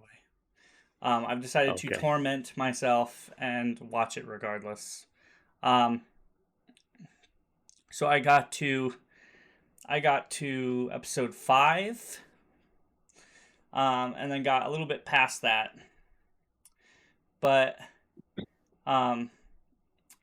this fake trailer by Arlenauts pretty much makes this look way more interesting than the show is. My simplified verdict of this show is it's not bad, but it's not good either. It's pretty much like the mediocre nothing burger that Disney's been shelling out for the last I don't know how many years. So it's a Happy Meal. Is that what it is? Kind of. If you've been watching anything Star Wars for the last I don't know how long, they've released some real nasty shit. But there's also been some gems there. Like I said, I stood by Andor because I liked the crime drama. That was something different. Even though when I saw it, I was like, this didn't need to happen.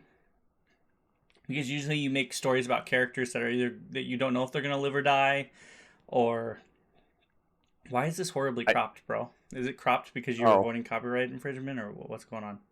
Yeah, pretty much. Oh, okay. I just want to make sure that's okay. So I wasn't. Yeah, it's not. I don't know how to loop it. Sorry, but yeah, this is Arlenauts on YouTube. Right click on the video, and there should be a thing that says loop.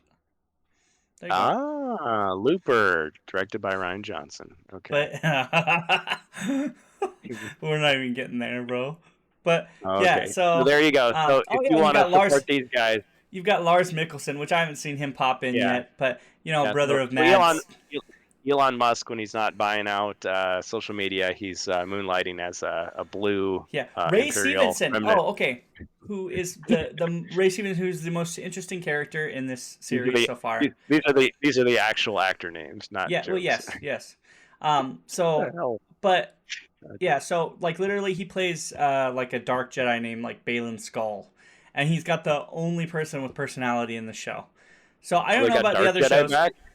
Yeah, because this takes place during the Imperial Remnant, and like I said, this is also directed by Dave Filoni, who has any sort of knowledge in any EU Star Wars related after, besides I guess Jon Favreau, right? So they're tracking down the Imperial Remnant around the Kyle Katarn days. So, and then you've got so this is taking place. I think it's between. Right after Return to 10 years after, I think. I can't remember. But yeah, I just kind of not paid too much attention. But pretty much what I'm getting at is it's a lack of emotion. The last 5 episodes I've seen, you don't see one real smile out of this woman. And I don't know if it's the fact that Rosario Dawson just for some reason didn't read up on the character or just ate a bunch of edibles before she goes in to shoot and just cannot do anything besides one face. Botox face. No, it's just she just can't. She just isn't. Emote. Literally, it's her cross-armed and staring at her other characters. She speaks, but the face that you'll see in these previews, besides maybe a smirk, that's the only face you're getting the entire fucking show.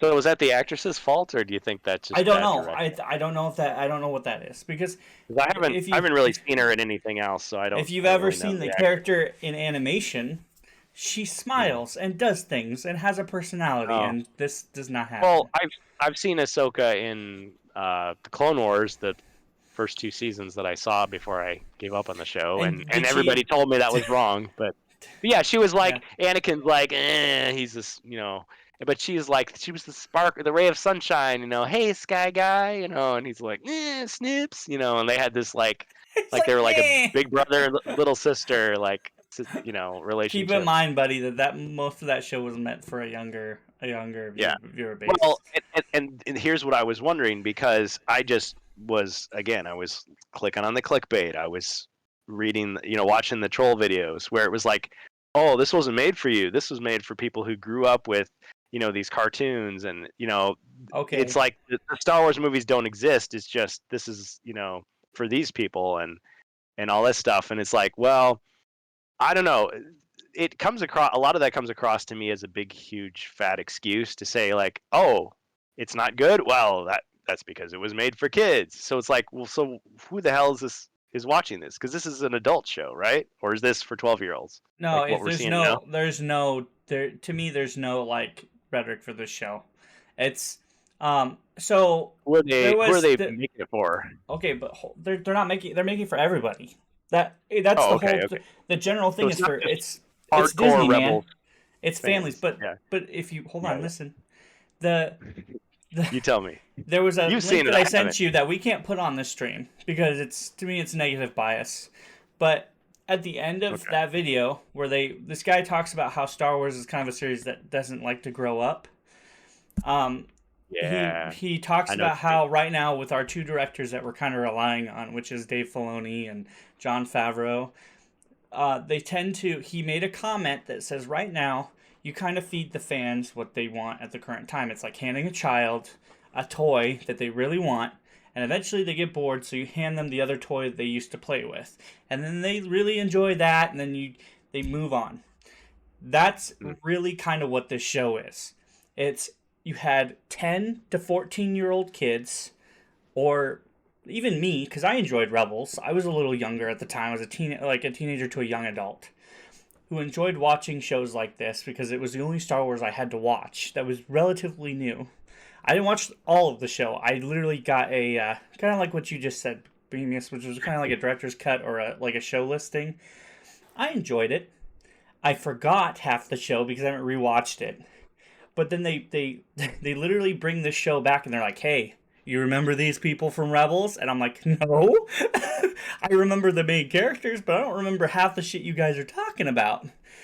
And then they're like, well, like, look at Thrawn. Thrawn's back. Well, great, but this is where Thrawn was supposed to be.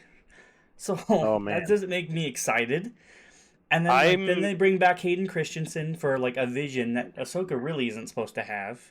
And then people literally lose their fucking mind. And I'm just sitting over here going, that's nice. I enjoyed that scene. That scene was cool. It was cool. He Vadered. But, okay, without the eccentric fans, Yeah. But, put that aside. but that was a really good scene. Because I actually got to watch all of it this time. I didn't watch the people who cut it out and just showed me the really cool parts. There were parts of it it was dialogue. There was, but how she got there, to me, didn't make sense. Besides the fact that she was almost dead. That made sense, but, her anxiety thing that she had to why she saw him just did not make sense. What is he supposed to be? Is he a Force ghost? Is he a vision in her mind? What's he supposed to be? Because she's in near death at the time, and that's spoiling people. Sorry, but Palpatine's projecting it into her head. So no, don't give him any ideas. So pretty much, then you have references to Inquisitors in here, which Inquisitors are gone at this point. It's supposed to be gone at this point. They were in Obi-Wan Kenobi, though, I thought. Yeah, but Obi-Wan takes place before the original trilogy, bud. Oh, during shoot. the time of the Inquisitors, and that's what I'm saying. This is at the time of this is like the Mandalorian. This is when the Imperials are gone. So once again, they're shelling their content, the shit that they've invented, and they're putting it all over the Star Wars timeline, which doesn't make sense because if you watch the original trilogy, you're gonna feel out of place because there aren't Inquisitors in episodes 4 through 6. Oh, I see what you're saying. We don't have Jedi running all over the goddamn place in 4 through 6. We don't have people, and Jedi and once are again, a little bit extinct. Yeah, and once again, it's good to tell a tale of a few of them, but it's not okay to be saying but hundreds of them survived the Jedi Temple massacre. Well, then what the fuck was the massacre for if they're all still alive? And another big thing is Doctor Who. They keep bringing back the same villains that they killed off 100 times. Well, no, because they still got unique. Like I said, Baylan Skoll's a new guy, but the it's more like you said with Thrawn. right? Oh, people Who were is your saying, can I say this one thing? So what? I've only read half of the Thrawn novels from the old EU, but like people were saying that Thrawn was like an idiot, like he didn't seem smart in this. What did you think? He was supposed to be a tactician. Dude, it's been a long time since I read the Hair of the Empire stuff. But he was a big Hmm. villain for a big reason. Yeah, And I they're mean he was kind using of a lot of eccentric. that now. But like Yeah, they're treating him like the Luke Skywalker in the sequels. Like there's a galaxy map to find him. There yeah. is a He was like there is a General Patton. He was kind of eccentric, but I mean he gave the New Republic like a really hard time in the books. Like yeah, they and had to put a lot of that's what I'm resources to saying defeat him. is Yeah. the once again, here are my nuances and then I can get to my positives, right? Is the fact that the nuances they are ripping a lot from too much, and they are also starting to rip a lot of EU when the EU is already supposed to be there. We already had good EU. I don't Yeah. understand why we had to rip or destroy the EU when it was already there, and we could have just made shows and TV about it. Because now Disney made their job a lot harder by having to recreate the entire Star Wars like timeline. And literally, the EU was still there when they had the Clone Wars series out. So now it's really just oversold fan service. And like Okay. that's all what a lot of the show carries is just fan service. And then but the good parts about this show, and there are good parts, is that besides Rosario Dawson, the rest of the cast does really sell themselves pretty well. Um, and you have some really, really decent heavy hitters. Um, yeah, and like I said, Bohemians is kind of saying it a little bit better than I am. Like, if you think of Ahsoka as a new season of Rebels, and once right after, it makes a lot more sense. And it is kind of like a misplaced product, but it reminds me a lot of the Book of Boba Fett. What's Because the guy we're referencing as far as commentary here? what are you talking about? Oh, you said he was saying this. Bohemius, the guy Oh, in the okay, chat. okay. Sorry. But Yeah, I sorry might be about getting that. your Okay. name wrong, by the way. I'm sorry. But Bohemian. um, He played with it. Cool guy. but the big thing here is it's kind of like Book of Boba Fett. To me, when I sat down to watch that show, I was thinking, oh, this is going to be a show based on Boba Fett, and then it leaned into like the Mandalorian season 2.5. So we this goes into talking about Ahsoka, and now we're leading into let's find Ezra Bridger from Rebels. Let's find let's talk a little bit about Anakin, and um, let's go ahead and you know get into more of like stuff from Rebels, stuff from other parts of the like stuff that's supposed to be like what almost 40 years prior to this. I can't Yeah, remember wrong it guy. anymore because I don't even get that interested. But like I said, like the villains Harsh. were pretty good. Like I said, Balin Skull's really nice. The lady who plays this Padawan is a little bit of the same. She kind of has no other facial emotion, but I think that's what she's supposed to be. Is Is that she the supposed blonde? to be? Yeah, she's supposed to be. If it wasn't going super fast, I'd point her out. But All right, I'll make it more the right speed here. oh my god, that's not the right speed. That's the point. That's a quarter of the speed. RantCast. Okay, there we go. But there's also a droid that is like a New Republic droid that follows every single New Republic rule. So, and I haven't gotten to the season finale. Lawful. So a Lawful lot of good. people like lost their fucking shit. I heard, but like once again, if it just plays off as fan service, I don't know. But like I said, the villain was probably the best part about this. I haven't gotten to Who's Ezra the Bridger yet. That is Sabine Wren, who is from Rebels. She's a Mandalorian who is Oh, also no going relation to to train to be a Kylo Ren. Jedi. No, that Ren Okay. Wren, not Ren Oh, Ren. Um, so, Ren and Stewie. Yeah. but yeah, so you Ron. also have like various different types of troopers with Thrawn, which I find to be very Big troopers. confusing. But I haven't gotten to him yet to make a conclusion. So, Oh, um, quick thing. Are these the Dathomir witches I from believe so. Yeah, the Crystal lady that you Park? see in the People were gray. saying that they're completely rewritten. Yeah, Like, well, maybe, but like the lady in the gray, who's facing away from us, is supposed to be a descendant of her. So, like I said, I haven't gotten to this scene yet, but she did talk about how she's a descendant from the Dathomir witches. So, okay. once again, it's just a lot of prequel referencing. This. That's Ezra Bridger. Oh, So, okay. he's a grown up Ezra Bridger. So once again, I don't know how old Ahsoka is, but she's got to be pretty old now. And These are the bad Jedis. those are your villains. They don't have to be bad Jedi's. I'm assuming they're dark Jedi because the Sith are gone, or almost gone. So, yeah. And like I said, I haven't been paying attention too much. Like I said before, to conclude, yes, that is the apprentice. To conclude, and she has that same expression throughout most of the entire show. But yeah, to conclude, it's just a lot of Clone Wars references. And why? Because Filoni lived throughout that entire series. And so it's his like, you know, although it's his life. Shout out to my homie Hayden. I saw a video. I don't know any of this, but this guy was claiming that, actually he only wrote 4 episodes. Oh, Ribby, don't say that. I like Hayden Christensen. Let's make it good when he shows up. Let's not overuse Hayden Christensen. Let's make if you want to do a series about Darth Vader, let's do like you know what I want to see him do? You will try. Is like no overuse. Let's do like a He just lives inside her head. He just lives like, inside her head. He just pops up every now and then. I don't want to be drowning in Hayden. No, I don't. Some people. Some people do like our Clone Wars series with him. Like you want Filoni on a project that is definitely his wheelhouse. Rewrite the Clone Wars movie, live action. That's exactly, dude. I bet he already has. I love that little hurtling. Like whatever. What?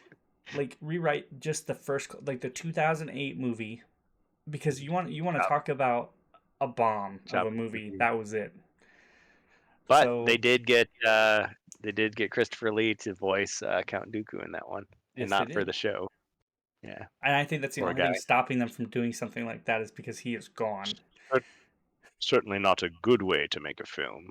But yeah. So once again, like I said before, we have like these are the cartoon versions that you'll see right here. They were painted on a wall in the show, but that's pretty much how they looked before. The old man between the Twi'lek and Ezra is Kanan Jarrus, who is passed since now. And then the purple guy, I can't remember his name, but they were part of that show. So there's Chopper. Chopper, you've seen Chopper like 5 times. He shows up in there too, and people freak out over him. Oh, okay. Which because I didn't still alive. Zeb, that's it. Zeb. Yep. Zeb. Yeah, I didn't know who Chopper was, but I just like anytime I see anybody talking about Mary Rebels, Elizabeth Winstead is awesome. Like that's another big positive. Her playing Hera is pretty good. She does a pretty good Hera. I can at least say that. So people were saying she never puts the goggles on. I don't know if that's true or not. Does she put the goggles on, or is that just she just never uses the goggles? It's a steampunk thing. It's if anybody doesn't know who she is, I believe she is Ramona Flowers, and she also had a role in the remake of The Thing, I believe. Yeah, I'm drawing a blank. I've seen that. Yep. Yeah. So okay. I have a biased feeling because I had like back in the day, I had a thing for that lady. That was like back in the high school days. So, crush. But she was she does a really good job in this show. So, okay. But they're just bringing everybody into Star Wars, man. Like I said, Rosario Dawson, I had no idea she'd be Ahsoka, and I was like, what the fuck? Like, she's McGregor's wife? Nah. It's like Batman. You're fibbing me, You just dude. get to What? you get celebrity of the week cameos. Yeah, I don't know who's married to whom or who's related to who. Bro, no way. Holy fuck, dude. This shot is They just got funny to married me. last year. What the hell? Dude, I don't Oh usually man, get involved in people's lives, but holy fuck, some no fans, way. some fans' hearts are going to be broken. I'm just Wait, saying. how old? She's 38? How old is wait, no way. What are they He's gotta saying? be like how old is he's 52. Yeah, he's not a spring chicken. Is that the droid? Is that Chopper? Yeah, that's Chopper. Sorry, I got Oh lost in man, that for a minute. I face was like, what the face to hell? face with Chopper. Yeah, these celebrities, they just they do what they do. She is in good hands. Yeah.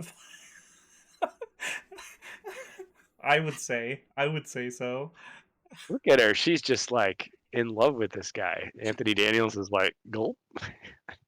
Good thing I sold myself to AI. I bet you Whatever. that's how I she don't- got that role then. Like, I'm pretty sure. Not just because she's a good actress, but it's like one of those things where if you have talent, but you're also the wife of Obi-Wan Kenobi, you know? I guess, Obi-Wan guess, Kenobi. I guess I the, don't want to hear any more about Obi-Wan. sorry guys, That's, we're no longer doing any hiring for the role anymore. We already found yeah. we found our, Filoni voices Chopper. Is that kind of like how, Hey, what's hey, his hey, face? hey. Wait. There she's smiling. Does she is that cut from Okay, the show? yes, but like I said before, that's like the once and like 10 times that you'll probably see her change her face. And Yeah, like you I hear a said, cracking sound and her face goes back. Or it's just a dream. Oh, thank goodness I didn't actually smile. I don't know. I haven't seen like the she's show. fighting Anakin and like she says one line at the end that she goes, "I choose to live." And it's like just a firm shade of the same face she had Yeah. prior. So like it's like I said before, I feel like Well, you know, I don't know. I can imagine a director going, "No, you look goofy when you smile. Don't do that. Just, bro, same Ahsoka had expression." but come on, chat. At least stand with me on that. Ahsoka had emotion. You know, even in Rebels, she had emotion. And Because you're a like, Jedi doesn't mean you have to be boring. no, but that's what I'm saying is like They can be she they kind of can be went a little stoic. like pessimistic in here, and like I'm not getting a lot of feeling for her character at all in this show, which for a show that says the title card as her name, like I'm not really rooting. And like I said, I don't mind Rosario Dawson either. Every other role she's been in, she's been pretty good, but I feel like she looked at the check and went, "Fuck, that's a lot of zeros." And Yeah. then like, what happened? Kevin Well, Smith called her for Clerks and she goes, I think I'm gonna have to pass, bro." So hard pass. and so she did Well, like I'm a thinking of death she did a death roll for Clerks and then came over here. I was like, well, I'm taking maybe these. sometimes yeah, better decision. Well, I was thinking like someone like Qui-Gon Jinn. I mean, he put some warmth into the role. He wasn't just a stoic Jedi. Yeah, but like even with his stone face, like Liam Neeson still projects emotion. Like he Yeah, still lets you know when he's upset, like when he's like yeah, he's disappointed in you, and then he lets you like because he played more of a father figure to Anakin in Episode 1, and like yeah. when he was like telling Anakin to stay in that fucking cockpit, it was like your dad telling you if like you moved or got out of the car, you were getting your ass whooped. Yeah, if you Like freeze frame it, it's just like, don't make me like get the belt. Like, I'm coming. stay in that cockpit. Don't make me get my belt off. Like I'll whoop your ass. Like, You're gonna be but in big trouble, young man. let's Yeah, talk about Thrawn. I haven't gotten to Thrawn yet, Ribby. I yeah, like his yeah. badness. Okay, so to me, it's Lars Ever since he Mikkelsen, bought right? Twitter, it just hasn't been the same. I I Oh yeah, like I like large. Lars Mikkelsen. I have not seen him play. So, if you'd like to, Mister controls the monitor, you I can control it. switch us over to maybe some scenes with Thrawn, short scenes with Thrawn. As we're Okay. really just doing a review of this. We shouldn't be getting any. Um, accepted the Jedi path again. She's basically been resurrected. Okay, but let me put it this way, guys. My belief. Hold on before you continue there, bud. Hold on. Pause. I'm gonna kind of go to my main camera real quick. My main belief was, to me, Ahsoka died in Rebels. They took something that Yeah, was super emotional and like cheapened it. literally literally almost made me come to tears, which is something I don't do in Star Wars very often. I don't get to be one of those guys who like freaks out and like I just have like the slight tear. I don't go I don't like freak out. Like if that's what you do, fine, but I don't get like super emotional. But like that gave me like chest hurty vibes when I watched that. She saw Vader, she saw Anakin as Vader, and he was like, guess you're gonna die because you're not joining me. And she was like, Anakin's dead. I don't know what's going on, blah blah blah. There was like a big connection there where like literally you saw Anakin become Anakin for a second and then he switched and it was gone. Like whatever was left of him was pretty much gone. And like that was when that shit wasn't being overused and oversold all the time. And I think I showed it in one rantcast. I did show a clip of that. And it still hits home. It's a big thing. They're like literally the area that they're in is almost unescapable. It's coming down. You could believe Vader could get out of it. But like Ahsoka's still just like a Jedi Knight, pretty much. So she's fighting to let Ezra and Kanan get the hell out. But she's pretty much there to take a stand and not come out of it. The show is pretty much giving you that vibe. She ain't coming out of that. She's standing where she left off to be with Anakin and to stay there.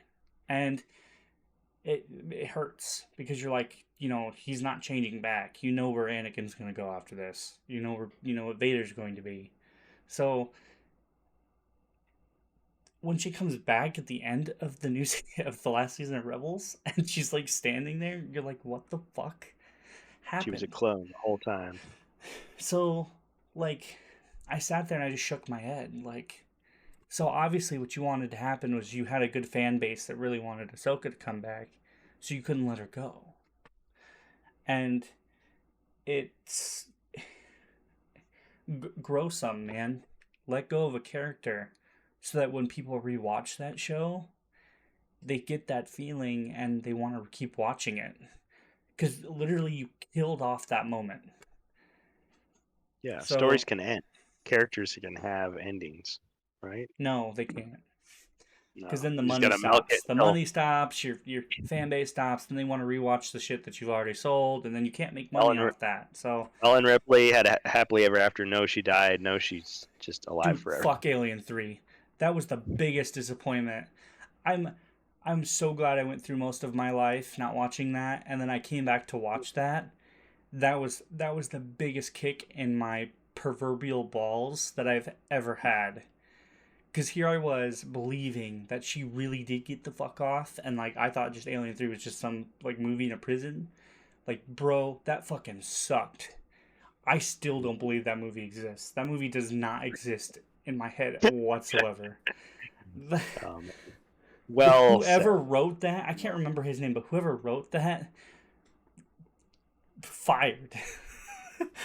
I think he made a thing where it was like, he said how much he regretted writing that because he was put under so much pressure. But like, dude, oh man, you everything else that's after that was just cheese, right? It was just that's bad. like Joel Schumacher like apologizing for Batman and Robin. Like writing, rarely do you get someone saying like, "No, I regret making this film." What's Like, his name wow. right now? I'm drawing a blank on his name. Who played the soul? What's his name? You know his name. I can't remember his name. I can't think of it at the moment. Hold on. I know it too, and I'm gonna kick myself. Don't say it, chat. Yeah. Don't say it. Got it. I'm not gonna lose. I'm not gonna lose it. I'm not losing it. Don't do it. Nope. I'm not saying which character. I'm just gonna. There's definitely something to be said for what you're talking about. That integrity of that experience. It's the fact that I have so much in my head right now that I'm drawing blanks. Uh, it'll pop up once I have once I actually look at the poster. Give me a second. Oh, okay. So Michael Biehn. Sorry, I had to look it up. Oh, Anyway, dang! I yeah. thought you were So trying to think of the no, I couldn't screenwriter. remember his name for some reason. I kept thinking Kyle Oh, dang. Reese, and I didn't want to say that because that's Terminator. So Yeah, yeah, so could be. it's A late. great. I'm in Star Wars mode, so I can't switch that off. But yeah, It just writing sucks fucking your Michael brain Biehn out of that dry. movie and then calling him last minute to say, "Oh yeah, by the way, you're not in the movie. Can we use your picture?" It's such a fucking awful thing to do, and it's such a Hollywood thing to do. Like you can use a picture of my finger right here. Like that's what you Yeah, can use. yeah, you can use my picture, but it's gonna fucking cost you a lot of money. Like, it was awful. And like I said, they could have done that whole movie with him in it, and it would have been at least Well, tolerable. I mean, on the other hand, you could say, well, it was smart of him to Yeah, corporal say, yeah, you're not gonna like. I mean, you're gonna ruin my character, but at least you're not gonna assassinate my character throughout this bad sequel. Yeah, just So dead. Just everybody dead, but somehow Ripley can't returned. have. Like, Yeah, we're gonna undo the success of the previous movie by saying none of it mattered, and we're gonna start all over and that's and just an insult too. That was trash your good memories. And it's yeah. like, okay, I could see that if you hated Aliens and you wanted something completely different, but You if you liked it, you mean you'd be like like, Ryan Johnson subverting expectations? yeah, it's like if half the audience has to hate me or I haven't done my job, it's like, really? Are you serious? But do they really? Do they really have to hate you? They don't have to hate you. They can just walk out of the theater going, eh. I mean, if you did your best and they hate you, it's like, well, that's their fault. Somehow, I dirty fart poo returns. So, are you not wanting me to play this because you haven't Oh, seen the Thrawn scenes so yet? no. Here, let me switch it over again. Okay, so go ahead. I'll All right. because somebody I'm they not want trying me to to spoil watch. it They for want me to talk anybody. about Thrawn. So, and I want to talk Yeah. about Thrawn. So go ahead, play it with some I want to. sound. I Let's want see to read. what goes I'm on. going to be motivated to read the Thrawn novels again here You need to now. watch. Yeah, you need to read Hair the Empire. Hand of Thrawn. Well, I've read them, and it's been many decades. But I want to read Vision of the Future and Spectre of the Past because I've been told, oh, that's the pinnacle of. Shout out to Ray Stevenson, R.I.P. I got Okay. you, Ruby. Do we have sound? Oh, we have sound. Sound on that? You can have sound if you want. I don't know if this is a guy Nukem dead talking. Audio Jungle. Oh yeah, because this is like his busted up Star Destroyer. Because it's been hiding for so long. So everything about Thrawn in this show has to be unique or different. Yeah. Which I don't know why. I really like, don't we're understand gonna have. why. It's like the clones. Let's give you an identical army, but each one of them has their own I can personality. understand the troopers, because maybe the troopers had to modify their armor since they were away from Imperial resources. As far as the Star Destroyer being painted and stuff, I don't understand why it had to be so crazy. The extra more work done figures. on it, I could see, but It's merchandising, man. Now I can sell stormtroopers with duct tape on them and painted Star Destroyers. That makes sense. Like the other stormtroopers that have cracked armor and stuff, it's because they've been away for so long, right? So that's working on a limited budget. But don't have replicators. the one stormtrooper that has the faceplate just does not. It tickles my brickle. It gives Are we me gonna get agita. Audio Jungle? No, I'm for some reason not getting audio here. So, and I have my audio turned up, but Do you want the sound? Are we gonna get Audio Jungled? no, we're not gonna. We shouldn't get copyrighted for this. We're reviewing it, and it's only a snippet. We should be fine. But I can't It's hear it, so- No, I haven't seen it. He's got play buttons on his shirt there. See that? But Someone's gonna say no, that's the official rank insignia.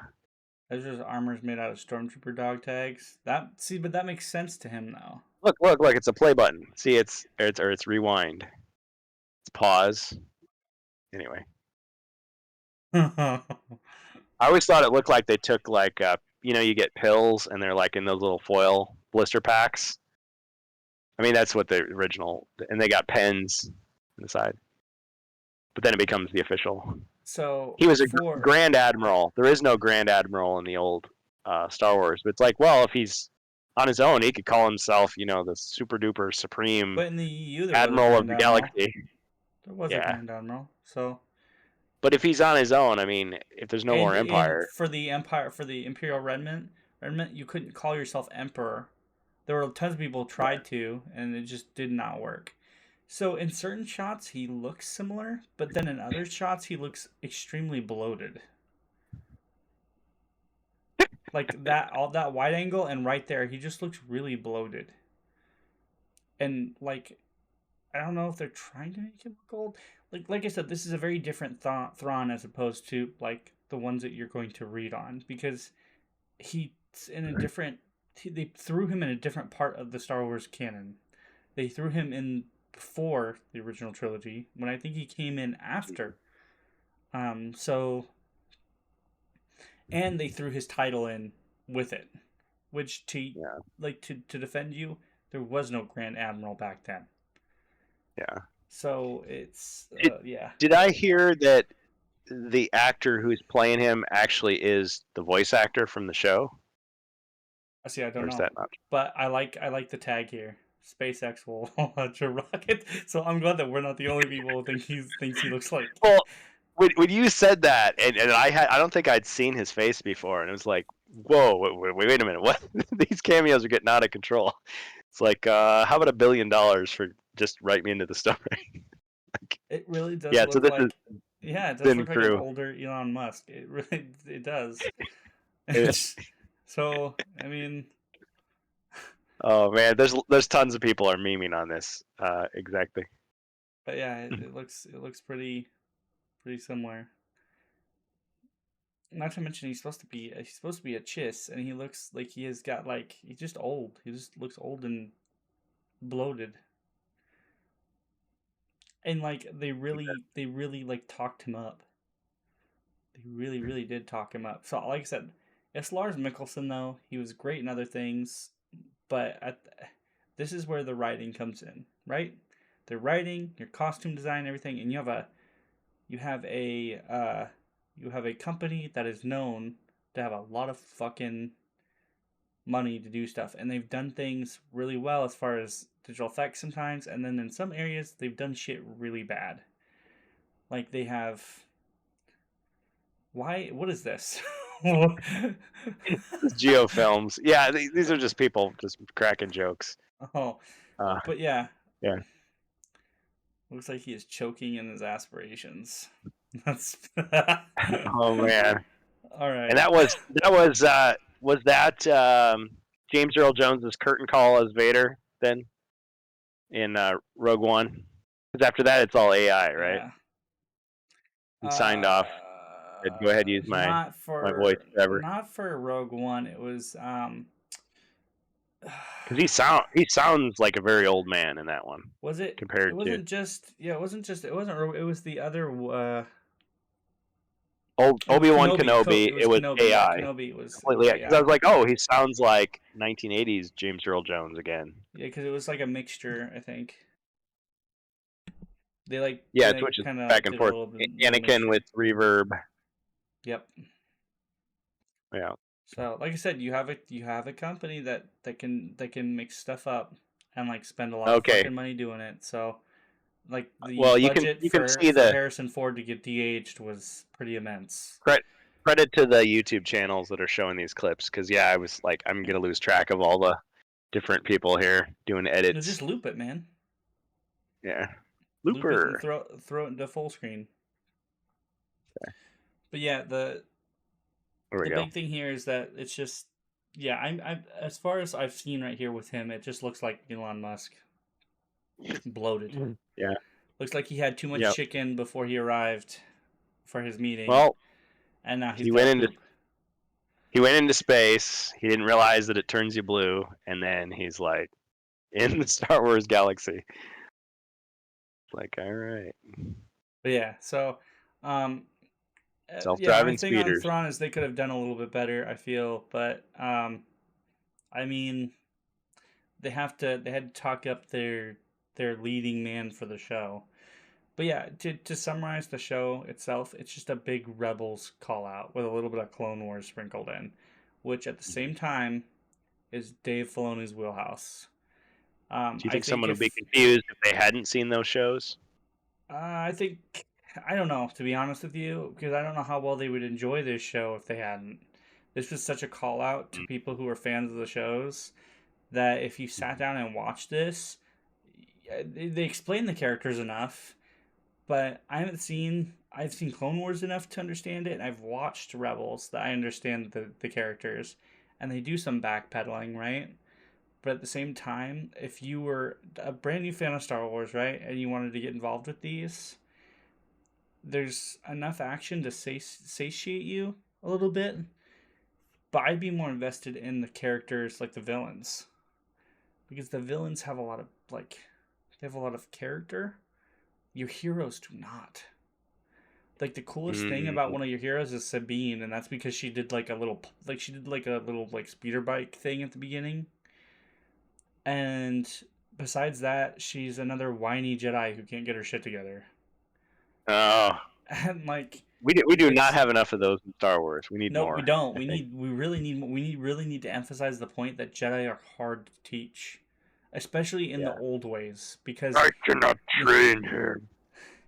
and Long there have was a I reason. watched. There was a reason back in the EU when Luke said "fuck it." You can go and love people, and you can like get a little bit upset because it's healthy to do those things.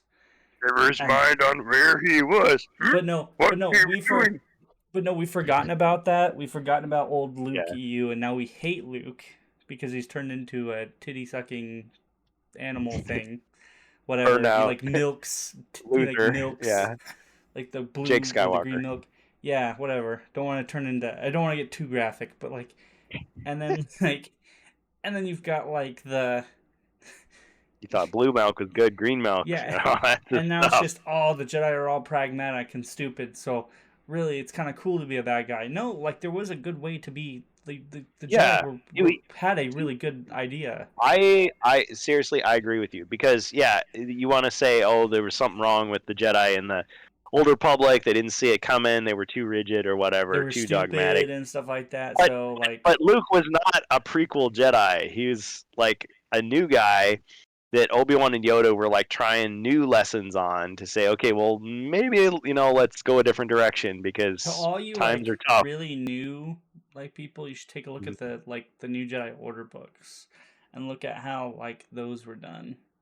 Like, because they're very similar to this crap, except for the fact that they actually have a deeper understanding It's into like pretty. yeah. The show is pretty. Like every scene has something that's chrome, somebody that has like a painted face, colors, lights.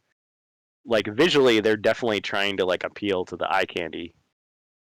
But Like I said, not to be not all that that offensive to the matters. show. They really did put a lot into the show, and Dave Filoni really is looking like he's doing something here. This isn't like it doesn't just seem like a bunch of bullshit. It's just like I said before. I've said this a couple rant casts before, and if you don't agree, that's fine. But I really think these people are getting overworked way too much. Dave Filoni was put on several projects in the last 4 years, many of the same projects, right? He can only do so much. And like I said, Clone Wars and Rebels are his wheelhouse. Of course, this thing is going to taste like it the whole time. As far as Jon Favreau, that motherfucker needs a break too. Like we can't consider them Yeah, the heroes of John's Star uniform's Wars. all They're gonna die out. all wrinkled, and Ryan Johnson showed us that they have steamers in the future or in a galaxy far, far away. Are you So fucking with me right now? Or are you actually being serious? I can't tell. well, no, people were saying Thrawn, his uniform's wrinkled, and I'm looking at it now. As I say, it looks like the costume designer pressed too hard on the curve. There's like a little press mark right there, Yeah, like from where like they folded his suit. But I'm not even worried about that. I'm more worried about the fact that yeah. like once again, this is one of those things where people were talking about they're talking about the Grand Inquisitor in Kenobi and how he looks very Well, different. the And they story didn't and the put enough. characters matter more than these other details. I mean, like as a sci-fi fan, I put up with like crappy budgets Those are keys. Those aren't and pens. bad. Okay, yeah, bad Sorry, I was budget issue. really asked, and I as far as I Oh, know, they're yeah. keys. They're considered security Well, keys. I have it on good authority that there's lots of cosplayers that just use pens because that's what they look like. But Well, yeah, yeah, I but know like they're that's what they're some kind of considered. like They're considered they're considered authenticator keys or something like that because they yeah. were used in like Rogue One and something else. Something else. They're also used as the same thing in the EU as well. Like when they log into computers Yeah. and stuff, they Because use in the those. movies, in the movies we never knew what they're for, so they're trying to say You ever it's not see just an decorate. officer pull out a notepad and a giant pen and go, "So you asked for Like, a coffee and a hamburger when we go to Space McDonald's?" Like, yeah, Vader, that's gonna take I'm gonna have to go to the other side of the Death Star to get that. It's gonna take 6 months for me to get it back to you. So I I hope find your lack of hope you faith like. disturbing. My last intern went to Space Starbucks and got my coffee in 2 minutes. But just think how fastidious they are. It's like they got 4 pens, so if one of them runs out, they got backups. He's like, yeah, right. Those are pens. Yeah, How this would is you? that's AVGN and his pocket protector right there. They're keys. They are definitely keys. There's like a hole that they put those things into to get into like computers and certain doors. But the funny thing is I think how they describe it is the more you're promoted, the more keys you have. So like what they do is like to get to your officers' quarters, you have a key for that. It's really funny because you live in the future, right? So they should be like a key for multiple areas. But nope, you have a key for your officers' quarters, you have a key for your computer, you have a key for the officer's computer and the main deck, and then you have a key for Nice. It's like it's a key RPG. to like get through like security checkpoints. So like your basic officer will have two because he doesn't have like personal quarters. He still goes into like the main barracks. Mm. So show So you knock Slug. the guy What's out, that? take his key. Who is Slug? Dude, I'm at episode 6 right now. Slug. I'm right before Thrawn shows up. So I guess you have to look up Slug. I don't know what that is. Is this going to be something that is not he has safe for the it RantCast? says he has lizard he has a lizard man body as bodyguard. Slughorn, slug fight. Is this going to be rated M for mature? I don't know what he's talking about. Okay. To guard him from the force. I don't know. It's like a slug creature. Bro, I don't. What? Hold on. I might send you the link. Give me a second. Okay, I don't know. Give me a quick second. So shout out to all these people. Are you just asking about it? Because, like I said, I don't. Like I haven't watched the whole series yet. So. Oh dang, throwing shade on Star Wars theory. Yeah, that people are really starting to throw a little bit more shade towards him because that guy, he went from like I said, I used Popular. to.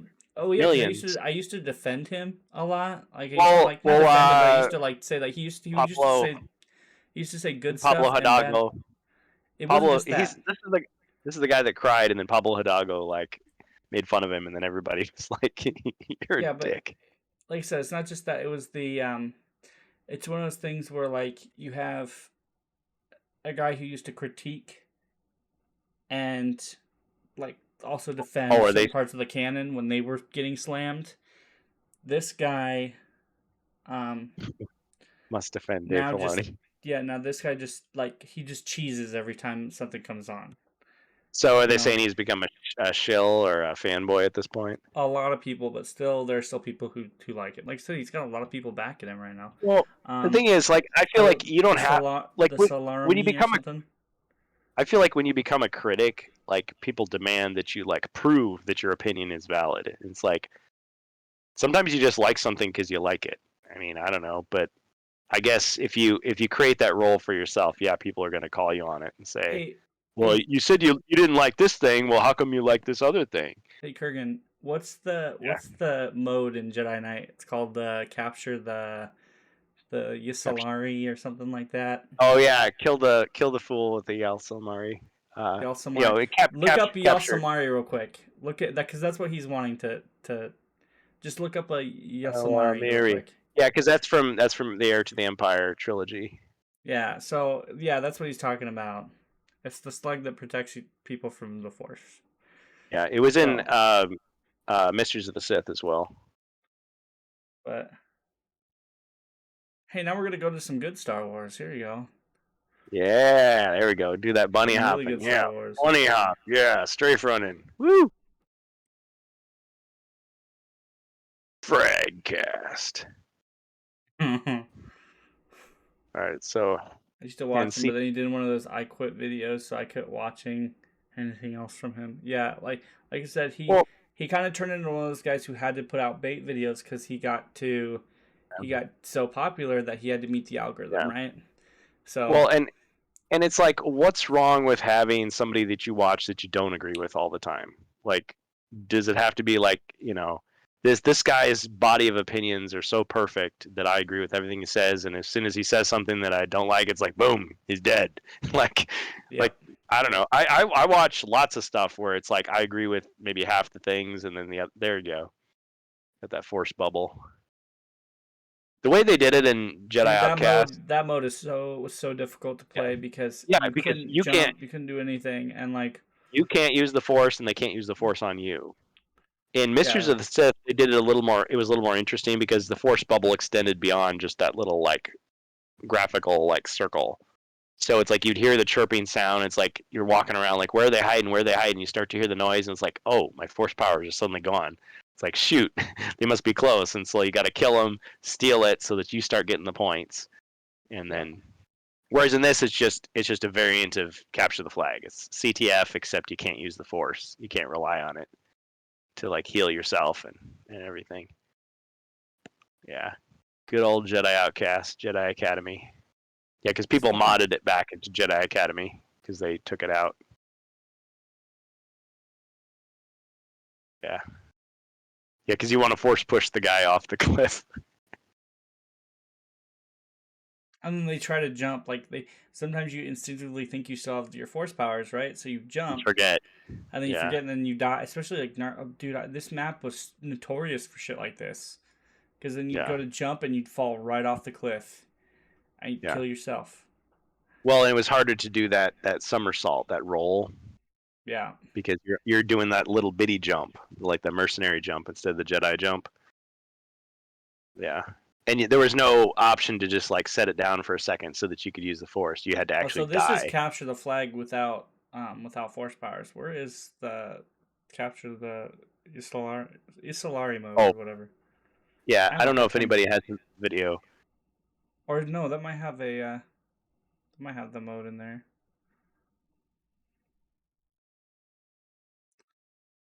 Mysteries of the Sith. That game's done quick. They did it. Oof, Yeah. bro. Okay. I don't know if this is. I Speed haven't. run. Speed run. Oh, this is just single player. Yeah, I doubt anybody actually did a match. I mean, that would be cool if they Hey, did. we know people from the Jedi Knight room that do Yep. multiplayer games. Yeah, but they don't play anything but Canyon Oasis. Sorry. No, I Aw, think no, they would. that's not fair. Yeah, just because I suck at Canyon Oasis. But yeah, if you want some guys to like play one of these games with you, they exist and they're And they good. play So more than Canyon Oasis. they That's just just really their like. main. They really like Canyon Oasis. Yeah, Canyon Oasis was really fun back in the day, but yeah, it was like, but even back then I got sick of it because it's like all some people would play, so you had to run your own server if you wanted to do anything else. But yeah, the capture, It's like me kill in the Bespin fool Streets, man. I loved with Bespin a Streets. Yasamari. Bestman Streets is awesome. But yeah, it's like you would just go through these maps and there'd be a Yasalamari somewhere in the map, and so like everybody's on the same team until one person gets it. So it's like tag. You got to kill that guy, grab it, and then you're gonna start getting points. But yeah, it has that force diminishing power. And the thing is, you could be all Jedi, or you could have the bounty hunters and the soldiers and the scouts with like different weapon loadouts and different abilities. So like when those guys lost their force powers, they maybe still had like stronger armor or better speed. Of course, the Jedi has the lightsaber, so I mean that's kind of a great equalizer because you can just kill somebody in one hit if you're good, unless you're lagged. But there were ways around that too. You know, the old 60 mine stack trick. That was a classic. It's like, oh, it's just one mine. I can dodge that. And your body just, goes glitching off the map. So good. Man, I have so many good memories playing Mysteries of the Sith and Dark Forces 2 Jedi Knight. JK Mots. Oh. The way some people talk, like Marvel is about to fail, Disney is going to get bought out, Kathleen Kennedy's fired. Like that's a lot. A lot of that's just speculation. But if that really happened, like I wouldn't believe it because there's so many clickbait videos that say that. It's like, yeah, sure. It's like, no, it really happened. Like, oh shoot, really? This changes everything. Yeah. No. Big companies losing lots of money. What else is new? Getting bought out. Yep. Okay, so was there something else we were going to look at here? Ahsoka. Not that I know of. Besides Ahsoka, just looking at, like I said, just looking at a couple. Like Ahsoka's a show that exists. Looking at a couple of Star Wars shows that I already have lined up, and then oh my god, and this is it's just the just that's just like, looking up Ahsoka, right? Yeah, just people just ripping it. See, that's the thing is, just like looking up the tag. I'm at I'm at the point where, like, let's say I like the show and I was a big fan of it. I'm like, listen, you're totally wrong, I'm going to tell you why you're wrong. But it's just funny just seeing the thumbnails and the titles, and people are like,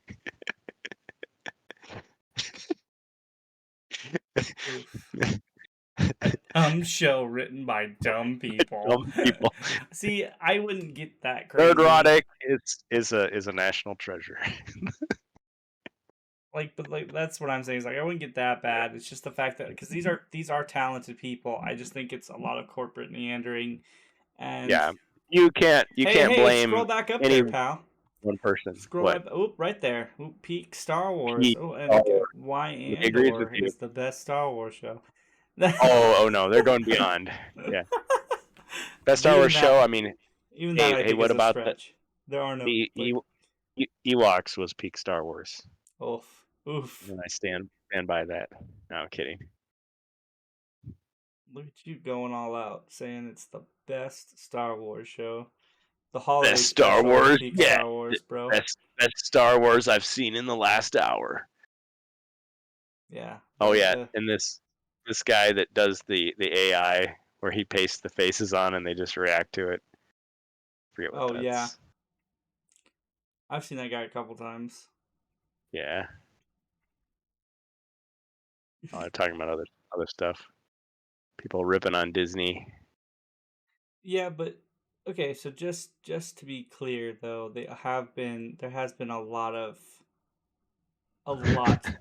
bad Disney content. Yeah, there's a lot of random Disney content. If you want to complain about Disney, they've given you a lot to work with. There's a lot of low hanging fruit.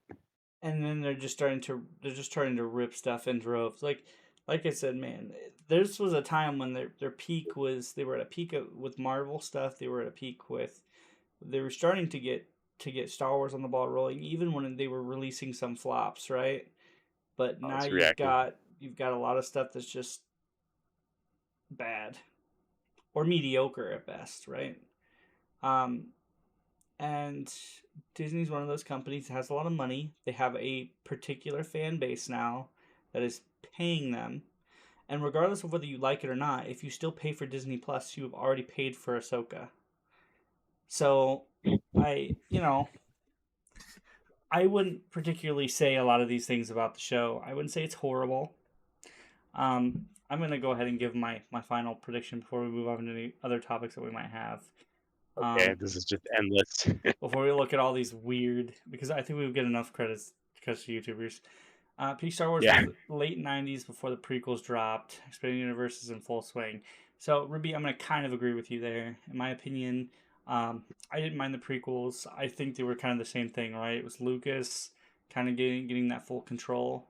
But the EU also benefited a lot from the prequels because they kind of gave life to what could have been a really dull and dead series of movies. and like I said, at least that was for me. And like I know a lot of people who loved those those movies based on the fact that there were video games and books that just kind of got into the prequels a lot. But like you're saying, and like Joe's saying right now, Rogue Squadron, Shadows of the Empire, um, Jedi Knight, Star Wars Dark Forces. Rebellion, Jedi Knight, Dark Forces. You had games galore and devs who loved to work on them. Yeah, and then you go into later stuff like you had the Star Wars Clone Wars video game that took place before this series. Then you had and that's the original Clone Wars EU stuff. So that was like during the start of the Clone Wars, and that was based on when Dooku was trying to revive a old Sith machine. So that was before Tartakovsky's revival. I'm going to go out on a limb here and say, even without all that supplemental material, I still like the prequels. My problem was with episode 1. I have a feeling like we've had this talk before, and I feel your list, your prequels thing, when we first talked about this, they were pretty low on that bar. Yeah. So I'm glad that you've at least given them some. Well, the thing is, like, if you push me against the wall on it, like, I liked episode 2 and I liked episode 3, but at the same time, I can say that and still believe that they were not as good as the original trilogy, and in fact, they're kind of at one point in time I put episode 2 on a list, and like I said, it was like better than something else, and you were like, I cannot believe, like yeah. Well, it a lot depends on the mood too. Like if I just want like to watch an action movie, there's more action in episode 2 than there is in Empire Strikes Back. But I can look at Empire Strikes Back and say, but as just like an overall movie, it's better put together. The characters are more interesting. Like, so would I rather watch that than episode 2? Again, it depends. If I just want like a whole bunch of like whiz bang action sequences, the latter. But you can still say, okay, the beginning of episode 2 is kind of slow. There's some meandering stuff, you get the cringy romance. The romance is awful. You could say the stuff with Han and Leia is cheesy too. Like, I hate the whole like. No, bro. People did this back then. They would say, well, they would defend the prequels by bashing the originals and say, well, the originals weren't perfect either. It's like, yeah, but like, it's one thing if you make a movie, you make a product, and then somebody else makes a riff on it, years later, and they repeat the same mistake, even if it's the same. Because Lucas did not direct Empire Strikes Back. People forget it was Irvin Kershner. But besides that, romance-wise, you had a man who was just like pretty much playing with somebody who was playing hard to get most of the time, right? Yeah. Difference from Anakin showing like potential, like, pardon my French, potential rape face after talking to Padme twice. And yeah, he just then he going, admits I hate sand. He admits to murdering a bunch of people, and she's still like, and she's like, I love you. Wants to be with him. Yeah, it's like dang, like on a mind trick. It's like she's that desperate. You thought it would turn me off, but in turn it turns me on. Like, no, come on, man.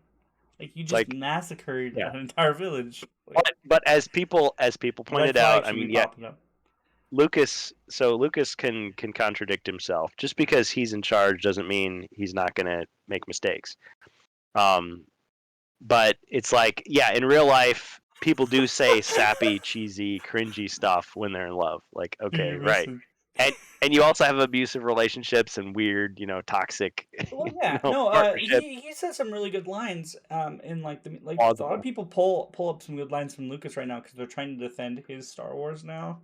And sometimes Lucas was dead on, and sometimes he was dead wrong. Like, and that's what I'm saying. Is like people who are pulling the good and bad parts of him right now, like just to use whatever the holy Lucas said is what goes. Yeah, but so the battle against good and evil is the good part of Star Wars, right? You had a good versus bad, but you also had points in there that he was trying to make, which were points against real life. Now, how he described them weren't always intentional, or they weren't always like to that point. But as he explained them, it kind of makes sense, right? Anakin was power hungry, and according to Lucas, like no matter what happened or what he tried to do, his power never was satiated. It was never he never filled that power. So Yeah. so eventually he got a taste of it, and he was like, well, I can now maybe I can stop somebody from dying, or maybe I can, Yeah, he I can wasn't take people mature with and me. accepting of life. You could say like he had a really immature attitude. Yeah, he can't let things go. Everything has to be his way. And you could say it's not his fault because he grew up a slave. He was taken from his mother. He had all these bad things happen to him. He had people trying to corrupt him. But at the same time, it's like, yeah, he's not a hero. He's a very flawed character, and that's fine because he's going to become Darth Vader. And it's like he doesn't have to. He can have some good in him, and he can still, yeah, be a really messed up person. But yeah, as you're watching, it's like, okay, is this believable within the universe that's already been established? That's always what it comes down to, because you can always say, oh yeah, this is just a Space Wizards movie for kids, and anything goes. I don't buy that. You've created this world. It's a fantasy world. It doesn't exist, but it has its own internal like logic and rules that you've established. And so if you're going to bend or change those rules, you have to have a really darn good reason for doing it. There better be a payoff. You can't just like change it just to change it. And so I think when Lucas goes back and like reinterprets his own stuff, that pisses people off, because it's like, no, that's not what you always intended. If it was, you never told anybody, because that's not what you see on Well, screen. That's not what you hear. I've never looked at his work and said that literally. Well, some of it That's perfect. made little sense, but like I've never looked at his work and it has been infallible to the point to where I literally Yeah. couldn't look back. Like the prequels always made sense to like the original. I could watch all 6, and they Well, still fit to me. Like to me, I can't watch this well, new shit and it makes sense. I disagree on this part, because I feel like everything that like anything that people say in the original trilogy about the past is like wrong. So you have to, if you're taking all the 6 movies together, you have to take it as So their explain that. Explain memories. that in an Well, example. because yeah, an example would be like, okay, do you remember your mother, your real mother? Well, she doesn't. She doesn't remember her mother at all. Who? So Leia in Return of the Jedi. Okay. One example. Another example is, okay, years ago you served my father in the Clone Wars. She's talking about Bail Organa, I guess. But we see in episode 3, he just meets But you never see her Obi-Wan mom in the briefly. prequels. Yes, you do. At the very end, you see Bail Organa and you see his wife, and they adopt the baby. Yeah, but I've never interpreted that as her actual mother. Once again, those are things that you can move around in your mind, though. Things you don't have to take But literally. as a baby, she wouldn't remember Mrs. Organa, nor would she remember Padme on the operating table with she doesn't Uba remember Uba. Yeah, but in the movie, she says she does. her mom. Feeling she was sad. She was very beautiful. She died when I was very young. So you just have to take it as the character is saying something, but it's not really true. And to serve my father in the Clone Wars, well, I guess he kind of did it. Like he, met him, but there was no relationship there. Obi-Wan and Bail Organa had some stuff going on. They did things in the movie, or like in the supplemental material. In the movie, in the material. I don't count the other material, but it But that's didn't not a seem deal breaker. No, I'm just saying, like, each of those lines implied so much more than what we actually saw later. Okay, but like once again, I could still sit through those 6 movies, and it's not a deal breaker for me.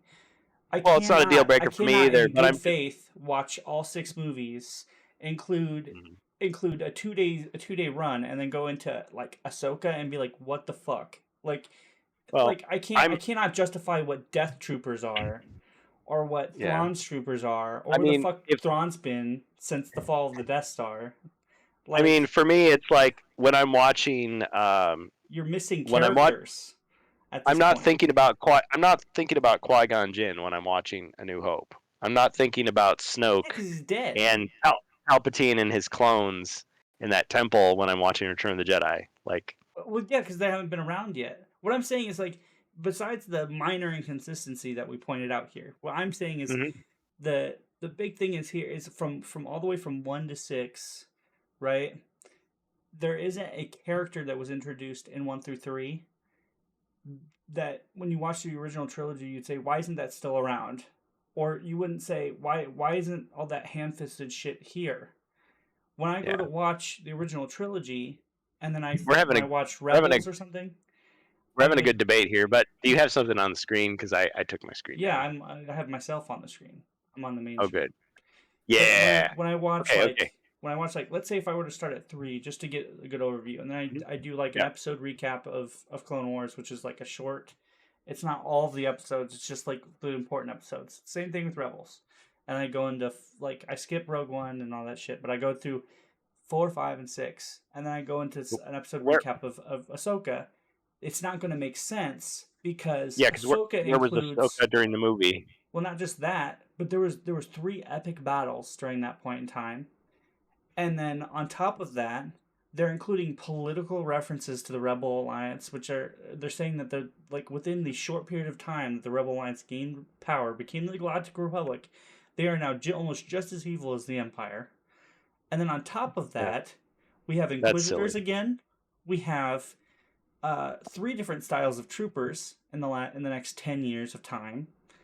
You know, we have major villains that are making plays that, like, to be fair, every installment of Star Wars has new stormtroopers, but I think you're highlighting. Yes. you're highlighting the fact that the inconsistencies that I'm pointing out, which were George Lucas's own fault, are minor compared to what we're seeing now. Yeah, because that happens, man. You go through 34 seasons of The Simpsons, man, you're gonna find major inconsistencies. What I'm saying is, like, if you go through Star Trek, you're gonna find probably an inconsistency or two. What I'm saying is that like you don't want Vulcan has no moon. Yeah, like you don't want to look at your show and like to the point to where you literally cannot get through an episode because it's immersion breaking. Lucas changes his mind and it becomes canon. That's how it works or how it worked in Star Wars. Now with Disney, it's like, you're not sure who they're trying to Lucas involved the Gungans, and then like the people themselves that weren't Lucas decided to make the Gungan race have a storyline, and he said, "Okay, go with it." Then like that's not immersion breaking. It's just it wasn't interesting. But we tried to make it interesting. We tried to make his one comedy character have a background. Roger Rabbit, yeah. So like, he had a smoking hot wife. I'm just saying. Yeah. So, well, yes, no, and I get that, Oliver. It doesn't happen all in one place, but like at the same time, like I said, you can put Ahsoka throughout the entire galaxy, right? But what I'm saying is, you've got at this point in time, right now, right after Return, there are a lot of major plays happening.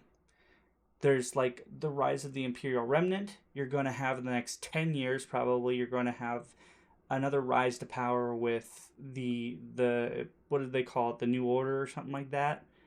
The First Order? The First, whatever the fuck they are. The Final Order. Yeah, the ridiculous neo-Nazi empire. And then somehow it returned. Then you've got the fact that Palpatine has not been dead. Yeah. And then you've got like you've got a bunch of ham-fisted material. And I say ham-fisted because it's literally just some people sat in a boardroom and said, "What if we put this in here? Let's put this in here. Yep. Let's see if this works." What worked in a comic book doesn't necessarily work on the big screen. Until he got to work on the prequels themselves and started pointing shit out and saying, "Well, I want this done." They said, "Okay, I don't want to get fired." At least he had an idea and he had less to work with. Like he didn't have he had a galaxy, but it wasn't like fucking huge. Like it's easier to excuse those issues. You're right, when it was earlier on and we didn't have as much stuff established than now. Like if Star Wars was the type of franchise where every installment is just a one-off and like anything is possible, like a comic book, I would be much more forgiving. But instead, they're saying no. This is a strict chronology. It all makes sense. It's a religion. It was awful, Joe. Doesn't work. That Sith dagger bullshit. The fact they even included a holocron in there. That's a video game right there. That would make a great video game. Terrible movie. Anyway, like I was talking to you about before the stream, and I'll bring it up with chat now. The best part about the original Star Wars, just 4 through 6, or in this case, it would be the original 1 through 3, would be the battle against good and evil. Because And that's what kills it for me in this show, is the fact that between now, and it even kills me a little bit in The Mandalorian, is There are no heroes it anymore. is the fact that you have the Rebel Alliance right now, which is mostly full of good, wholehearted people who are trying to help themselves overcome a major obstacle. Okay? Now that they've reached it, they still have to rebuild.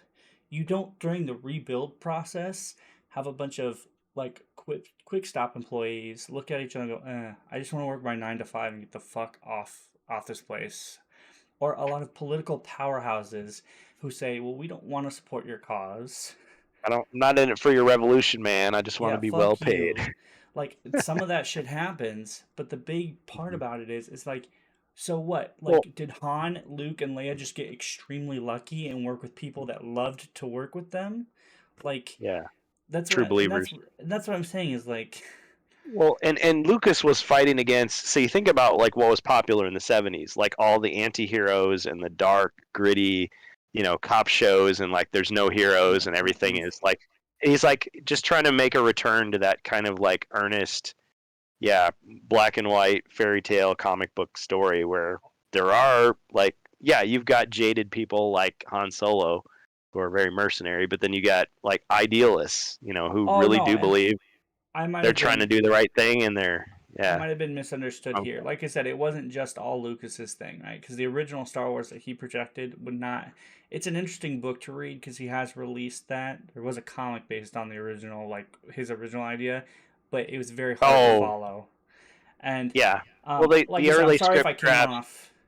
Yeah, you can Sorry, read those script drafts. I haven't read the book he's talking about, there's a but I know what you comic mean. based off of it now. Yeah, Like you can read yeah, a whole. But I didn't want to make sure. Like I want to make sure that I'm not being misunderstood here.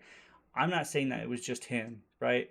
What I'm saying is based off of what me and Kurgan are talking about, and that's just yeah. the amount of inconsistencies based on the fact that we have a lot of fucking hands in the pot now. Yeah. And Well, he was it's trying to pay tribute to Kurosawa and Flash Gordon and Buck yeah, Rogers and the stuff that he enjoyed as a kid. And Kurosawa yeah, he sucks. wanted to insert his own politics in it, but it was very minimal. Mostly, it was just an adventure story. Yeah, and like that's Like what I Indiana like a Jones. lot is like I said, I'm a very And you big have some enjoyer of of a that. lot of old school movies because that's all it Yeah. Well, is it's good, and evil, basic. you have some of that in the Mandalorian. I mean, some people just absolutely want to tear everything down. I just want anti-heroes. I just want grittiness. Everything's got to be Watchmen. Everything's got to be The Dark Knight Returns. Well, That it's not even that it's anymore. It's Sin farther than City. that now, man. It's a lot Yeah, farther than edginess now. Decon- It's people want deconstruction. drama. It's more drama now than it is anything else. Yeah, So it's what goes on behind the scenes. It's yeah. backroom I want to know what dealings and yeah. those actors are saying on Twitter. I want to know what what director is like sleeping with somebody else and who bribed who and Well, another who got big reason paid. is they use the same actress for Mon Mothma and Ahsoka, which irks me a little Oh, bit from considering the amount of money. the Yeah, deleted because scenes from the prequels, where it's like the no. rebellion starts during They the. used her for Andor and they used her for Rogue One, which means that they used a younger Mon Mothma for Oh, okay. the after, right? They tried to Oh yeah, 'cause it's like 20 years or 10 years later. yeah, well even then during Return she was old. But how they were Yeah. trying to sell her in the older movies is that she's a little younger, Many right? Bothans died to bring us this information. So, and even when they project her, she looks completely different. I don't know. Like I said, I'm one of those person that she really only had like one costume. So trying to reference her character is like very hard. Other than the fact that she Yeah, was an old she woman was in a white dress, and now she was like they've got her exposition in lady. like they got her in like politician uniforms and stuff, which good for them. But it just to me, it's like okay, so and she's no longer leading the alliance. She's a political powerhouse, and she was there before and after, so her character is just completely different. There's nothing Mhm. about her character that would scream hero. It's Oh, more of independent, you know independent uh leader. Like I'm leading this cause, but I'm also trying to protect myself and my future, uh and that's what I'm saying is I just want like Joe. I just want a good story with good actors, well written characters, and they are they are like I said, there's a lot of stuff in these shows. At this point, like I said, I really feel like it's getting to the point like in the next 10 to 15 years, they're trying to rewrite the original trilogy. Oh man, I'm so sorry. I got distracted by these thumbnails. So Robot Head, his video, Ahsoka, so far so stupid. It shows like she's got like a cat on her head. And then this other guy, actually Andrew, it's like Thrawn is a tactical genius, and it shows a picture of him grinning, and it's like idiot. Anyway, it's a bottomless pit. Anyway, like just saying is Rabbit hole. Yeah. I'm not defending how bad or good the show is. What I'm saying is the fact that I I think haven't we're trying too hard in a series that, and in a franchise that is already polluted. Like I said before, very polluted, and the original movies that I enjoy watching, I don't know about anybody else. Like I said, Star Wars isn't about me. It's about a lot of people. People who enjoy the stuff now and enjoy the stuff before. But it gets really hard when you want to enjoy new stuff when they keep ham-fisting everything. I'm hard to please, so you probably wouldn't recommend it to me, but would you recommend it to our viewers here to watch Ahsoka? I would recommend it to you because you wouldn't. Well, one, you wouldn't get it because you haven't watched the previous stuff. Yeah, yeah. I'm not the target demographic, not just because I'm old, but because I haven't watched Rebels. I mean, I don't think you would mind it, really. But if you couldn't get through Andor very well or Kenobi, you probably wouldn't get through this one. But to your viewers, I'd say it's all up to you guys. Like, Disney's a very hard sell nowadays, especially with anything Marvel or Star Wars related.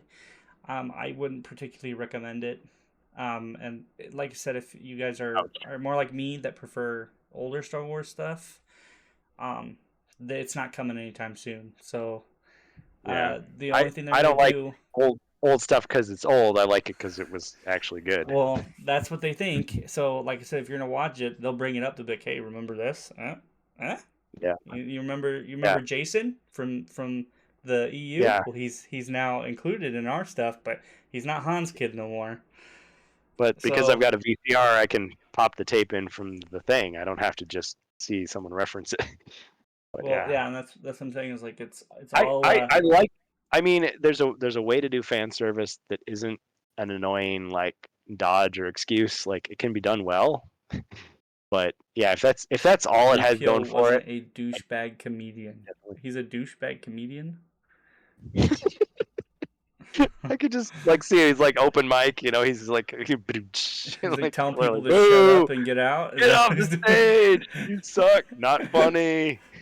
Oh, it helps. I've seen Rebels, but Ahsoka. See, I like this right now. Our chat seems a little bit diverse, right? And that's a good thing. Yeah, 3PO in Empire Strikes Back was annoying. Like he had his moments where like he's doing his best and people are just giving him a hard time. But sometimes he was just being a whiny brat, and people just told him to shut the f down, and they shut him down. And so it was kind of funny, but that was his character. But Anthony Daniels is getting old, and he doesn't want that anymore. He wants to be known as 3PO having a series of himself, right? So it's it's one of those things where maybe he's earned it. I don't know. Maybe he has. They made books and video games. Star Wars Droids was fine. Don't. When I was a kid, it was like obviously Luke, Leia, and Han were the stars, but in all the merchandise, it was Darth Vader, R2-D2, C-3PO. That's what it was. I had a case based off his face. You don't need an entire show based off the supporting character. That's ridiculous. Nobody's gonna. But it was still fun to see. Like, okay, what were the droids doing before they ran into, the folks on Tatooine? And the prequels erased all. What are you talking about? Yeah, the prequels erased all that. Yeah, but he fell in that junk pile and was dismantled, and it was originally this other thing, and whatever. I would watch that in a heartbeat. The prequel of 3PO, how he was built. He was raised in a manufacturing plant. He had a what if? I mean, anything is possible. He could have had a totally different personality, and he became the character we see later. It's like you can do anything. It's a blank slate, but instead it's like HK droid that was later scrapped and used for parts. everything is always the same. So Also, I I don't know. love the fact that they use HK droids in Return of the Jedi era, because hunter killer droids were supposed to be something used in like the like IG-88, old Republic era. No, like way old. Like, 1888. so the fact that they still reference those droids is crazy. That HK brand has been around for 2,500 years. I liked reading the Han Solo adventures, even though they weren't I the same really quality as liked the some of Star's other End novels. book, like his Yeah, it was first just major adventure. yep. Because I mean, he has moments where it's like, oh, he kind of has a conscience. He kind of has a a code. But then other times it's like, yeah, he's just kind of in it for himself. He's just surviving. Yeah, Going to and it then one paycheck to the next. It's like, all right, was gonna go to the Tashi station and pick up some power converters. waste time with your friends later after your chores are done. Get back in the house before I knock you a new one. Yep. Yeah, It the just OG trilogy was seen blew through me the off. droid's perspective. Yeah, it did have a lot of the. Scenes See, and like I with said, that. our chat seems a little bit diverse. There's people who like it and don't like it, and like I said, that's good. I Right. like the fact that there are two sides to the coin, and we all don't just fucking hate it Yeah. completely. So You just take all the people that disagree with me and ban them right now. No, I'm no, kidding. so just I'm to be glad you're clear, here. just to be Yeah. clear, and like not favoring anything on here as far as Ahsoka goes. RantCast. I don't mind it, but I couldn't recommend it. And that's just from seeing what I've seen. I don't mind, like I said, it looks very beautiful, looks very good. I think like Filoni's done a good job putting things where they need to be. As far as the writing goes, it's a lot of ham-fisted fan service, and I think that he's doing that trying to be smart because he was given a project by himself, which he doesn't usually get unless it's animated. So if he wants future projects, he's probably told that he needs to make this one amazing. And Those right now cowboy it's hats aren't selling. cheap. So, well, it's more the fact that if he wants to keep working, he probably needs to keep selling. So, Play ball, yeah. Make yeah. that So, money. The sweet and green. like I said, I wouldn't want to be on a Star Wars project nowadays. Nope. I Nope. would not. These people, I feel awful for them. Because I mean, yeah, it's a lot of money, but it's a fuck ton of pressure. So You gotta sell your soul. the only time I'd ever want to be on a Star Wars project is if I was acting, because obviously it looks like Rosario Dawson can do it. I can do it. Like, if all I'm told to do is get in costume and makeup for like half the day, and then just sit there and cross my arms and give a straight face, I can definitely do that. Smile a little, get some toothpaste commercial endorsements. But like besides the fact that like some people just look like they're phoning it in, based off the other shit that I've seen in Star Wars lately, like you said, you've got a pretty decent cast of actors. Like I said about Episode 1, when we mean you've had that thing. Literally, you know. Oh. Anyway, Ribby, I'm not gonna repeat that comment. I need to catch up on those comments. I'm not gonna agree or disagree with that sort of thing. I'm married. I gotta. Yep. Anyway, so what? Okay. Everybody, just simmer down. This is the like Mary RantCast. Elizabeth Winstead, and you've got other really decent actors. You've got Hayden Christensen in there. You got a little bit of Hayden in there, and no matter how much he's been fan serviced into the show, he does a really good job at what he does. He still remembers the choreography really well. And like I said, it's one of those things where, even though the stuff is fan serviced, it's not lamely done. At least it looks like they've attempted to do something. With Kenobi, there were times where it felt like the budget was low, like extremely low, and it looked, kind of felt like sometimes where like certain people were just kind of there. I liked it because Ewan at least looked like he was doing it. When Hayden was put in there, it looked like he was doing it. It just, like I said, there are things always missing. So I would give this show like a 6.5 out of 10. As opposed to my Andor's like 8 out of 10 or 8.5 out of 10 for being like close to like the best thing in Star Wars right now. And like I said, The Mandalorian lost a lot of credibility in its last season.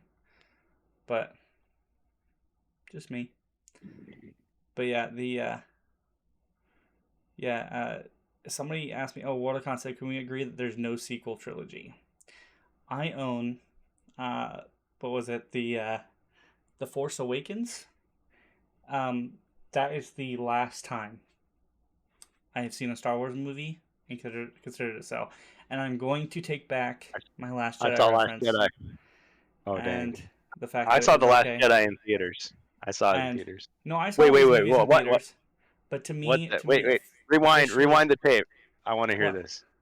To me, officially now, because right now there's so much schlock. As far as movies go, I'm still awaiting episode 7. Dang. RantCast! Because I actually fairly enjoyed The Force Awakens.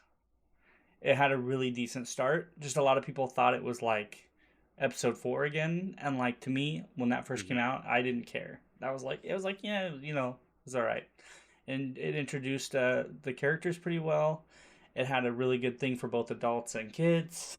It met check marked a lot of boxes. I thought at first The Last Jedi was okay. I still have my t-shirt. I still have my Rise of Skywalker like box cup because I refuse to throw that shit away. So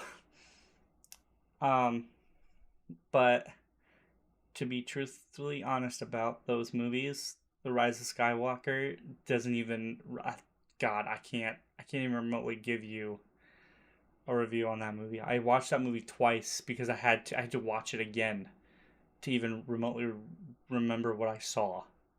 It went through so quick. And then I think that's the time when Disney thought their money would be better invested in TV than movies and short movies. So yeah, as far as The Last Jedi goes, to me it's a watchable movie, but it's nothing great. And I think it's where it really started to go downhill. So I'm still waiting. I think it was... Still waiting episode 8. Sorry, I think I said episode 7. I'm still waiting episode 8. Because I saw episode 7. It was pretty good. So I'm still waiting episode 8. So you accepted The Force Awakens. You still because I own it. I own it on Blu-ray. I still own a physical copy. Every physical copy of Star Wars that I have is a Star Wars that I enjoy. Besides TV, because I don't know about like TV, like it's physical media. So I have Rogue One. I enjoyed Rogue One. I enjoyed Solo. Contrary to some people's belief that it sucked. I think the other version of Solo would have been better, but I can't consider it canon. Which one? Are you talking about Rogue One, Solo, or Episode 7? So I don't know where we're going with that. But yeah,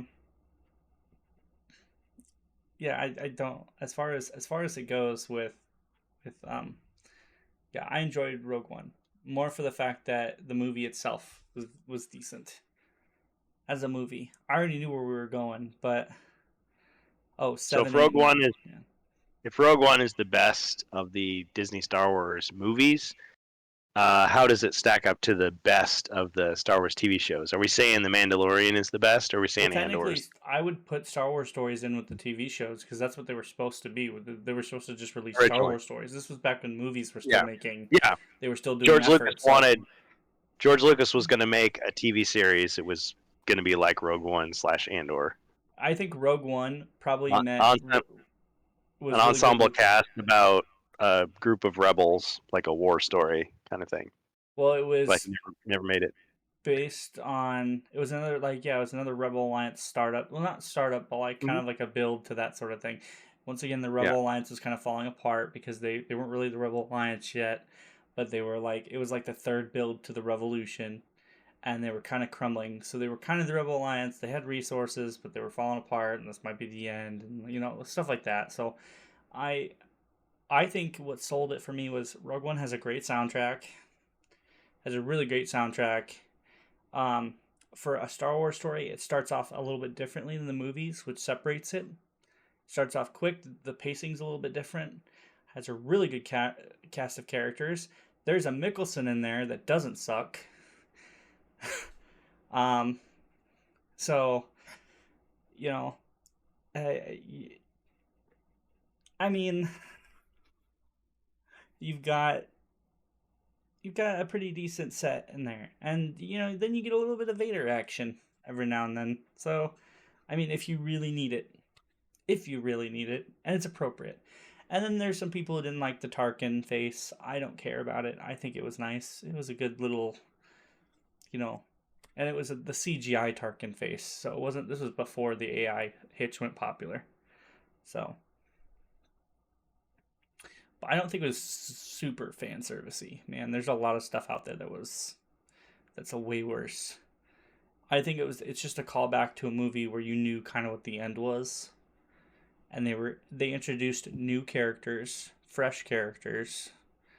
The only new trooper in there was the Dark Trooper, and the Dark Trooper was supposed to end after Director Krennic was gone, because that was his special team. Or not the Dark Trooper, the Death Trooper, my bad, let me correct that. So, it wasn't like they were being mass produced. It was something that Krennic came up with. But yeah. Solo was kind of the same thing. It was, it was nice to kind of see like an origin story, but at the same thing. Can I please go shout? What? Man, I need to stop looking at chat every once in a while. Like, I just need to pay attention to what I'm looking at. Listen, we're keeping that's for the subscribers. No, I'm kidding. We're keeping this PG. Even though it's not PG. It's whatever the RantCast is rated, but it's not that kind of show. I was like, Jesus. Okay, we're talking about Spice World now. Spice Girls. Oh, you saw Spice World in theaters. Yep. He's saying it was better than the Star Wars sequels. It's the best show. Best show out there is the Christmas special. Yep. I like Chewie's family. They're nice people. Wow. Wow. Enough said. Yep. Enough said. Just imagine if they made a new Star Wars holiday special. Didn't and they? It was I thought they remade it. Didn't they remake it? Bad. No. It was just as bad. And it was just as bad, yeah. Like they got almost like a Tommy Wiseau thing. They tried to make a good one, but it utterly failed. And was I'm gonna say that 7 holds up. I'm leaving it as it holds up. Yeah, I think it would have worked better as a game. To me, I mean, it feels like people role playing in the Star Wars universe. Like Rey is still holding that lightsaber up, and Luke is looking at it, still deciding whether he wants to take it. I would take the outlines of those characters and use it in a different story. And technically, that would be really cool. What you can do is there is an alternate script for, I think, The Last Jedi, and then it was supposed to be called Duel of the Fates for Episode 9, which kind of actually makes it more tolerable. So, lightsabers out. I'm look, so man, original and funny. Look, I hate that people don't like. He does make some decent stuff, and Knives Out wasn't bad. I haven't seen any of his post Last Jedi stuff. I did see Looper. Looper was good. I liked Looper. What was that other movie that he made? Maybe I didn't see that one. It's called like Brick or something, or. Let's do 30 minutes of a Wookiee family with no captions. Also, we need Harvey Korman and Drake as a cook. Yeah. Stir, whip, stir. Cooking can be fun. And B. Arthur singing in the cantina. Yeah, and the Boba Fett cartoon where they're sleeping and weird stuff. Yeah, it was a variety show. It was to get you to buy more Star Wars Hey, merch. that's like the first time Boba Fett shows up, isn't it? Is in the holiday Yep. special? Yeah. Yeah. The entire and there's also a black and white video of the original costume and everything. Mm-hmm. And the whole point of Boba Fett was to sell toys. Like that was his whole thing. A guy with a bunch of gadgets makes a really cool toy. He was like supposed to be like secret agent man, like space agent man or something like that. Action man. Yeah. With Kung Fu grip. Yeah, it's got everything. And I think that was the first like Star Wars action figure I remember having is Boba Fett. Boba Fett? Oof. There you go. He's gonna make me throw a Boba Fett. Boba Fett. You guys are on it tonight, I swear. Bubba Hotep. Bubba Hotep, that's a good movie. Yeah, it is. Millennium Falcon cockpit was cardboard. Yes, it was. See it at least once. Yeah, they were like shaking the cockpit. That sounded dirty. All right, sorry. All right, you're taking off. Whoa. Yeah, if you like the sequel trilogy, more power to you. I'm just saying, it didn't do it for me. All I'm saying with that is, if you do, then you are either super deprived of Star Wars, or that's the best. You have yet to see anything before it. And if you have, then you are a huge fan. And broaden your horizon a little bit. See if you still, agree. Because I did not like when I was 7 years old. I did not appreciate Empire Strikes Back and A New Hope because I hadn't seen them as much as Return of the Jedi. Mm-hmm. So it took me later until probably to my teenage years when I was like, oh, these other movies are like really, really good and maybe even better than Return of the Jedi, even though I still have that special place in my heart for it. And, that nostalgia never goes away for me because it's not true of everything. Some things from childhood don't age as well. You just kind of outgrow it. But yeah, but I can appreciate those two movies for what they are. And the prequels, I pretty much stay where I'm at. Like, I don't think my opinions have really changed. I mean, I was so mad about it. Like, I bought episode 1 used from Blockbuster because I didn't want to give Lucasfilm my money for that DVD. And the only reason, and silly now, but the only reason I bought it was I said, oh, I gotta complete my collection. And I like the Darth Maul fight. So it's like, okay, so I could have just watched like a little clip of the movie. Like I said, I stood by episode 1 for a while. I can say to myself, this is the story George Lucas wanted to tell. It's not the story I wanted to hear, but it's what he wanted to tell, so I could respect it. Selfish, Kurgan. Selfish. Yeah. I read the novels, and the novels made it a little bit better because they provided a little bit more of that. So, yep. I always read the novels before seeing the movie. But I stand by, just like with The Matrix, I stand by the fact that you shouldn't, a film should stand on its own. You shouldn't have to read a book or a comic or play a video game to make the movie not suck or make some bit of sense. Like, if you haven't told that story in the time that you had for the movie, then you failed. But see, that's what makes it different, right? Is the fact that I don't think it made them not suck. I think it added life where there was a lack of. Like, I could have grown up with those 3 movies just being those 3 movies. The difference is, it's the fact that they lacked a lot of life, and where people wanted that life or wanted that content that brought them, like what the original trilogy brought them.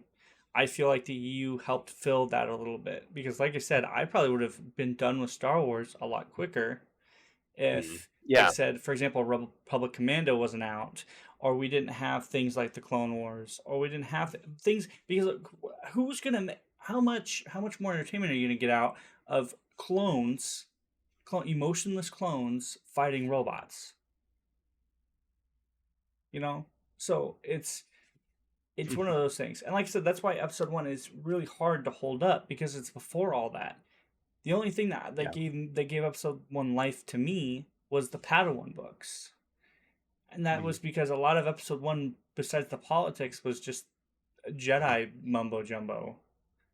Its weakness and its strength are that it's Star Wars. Like, on the one hand, it's like You watch it because yeah. you watch it because you want to see the backstory to Star Wars. This is what George Lucas wanted to tell us about the original Star Wars.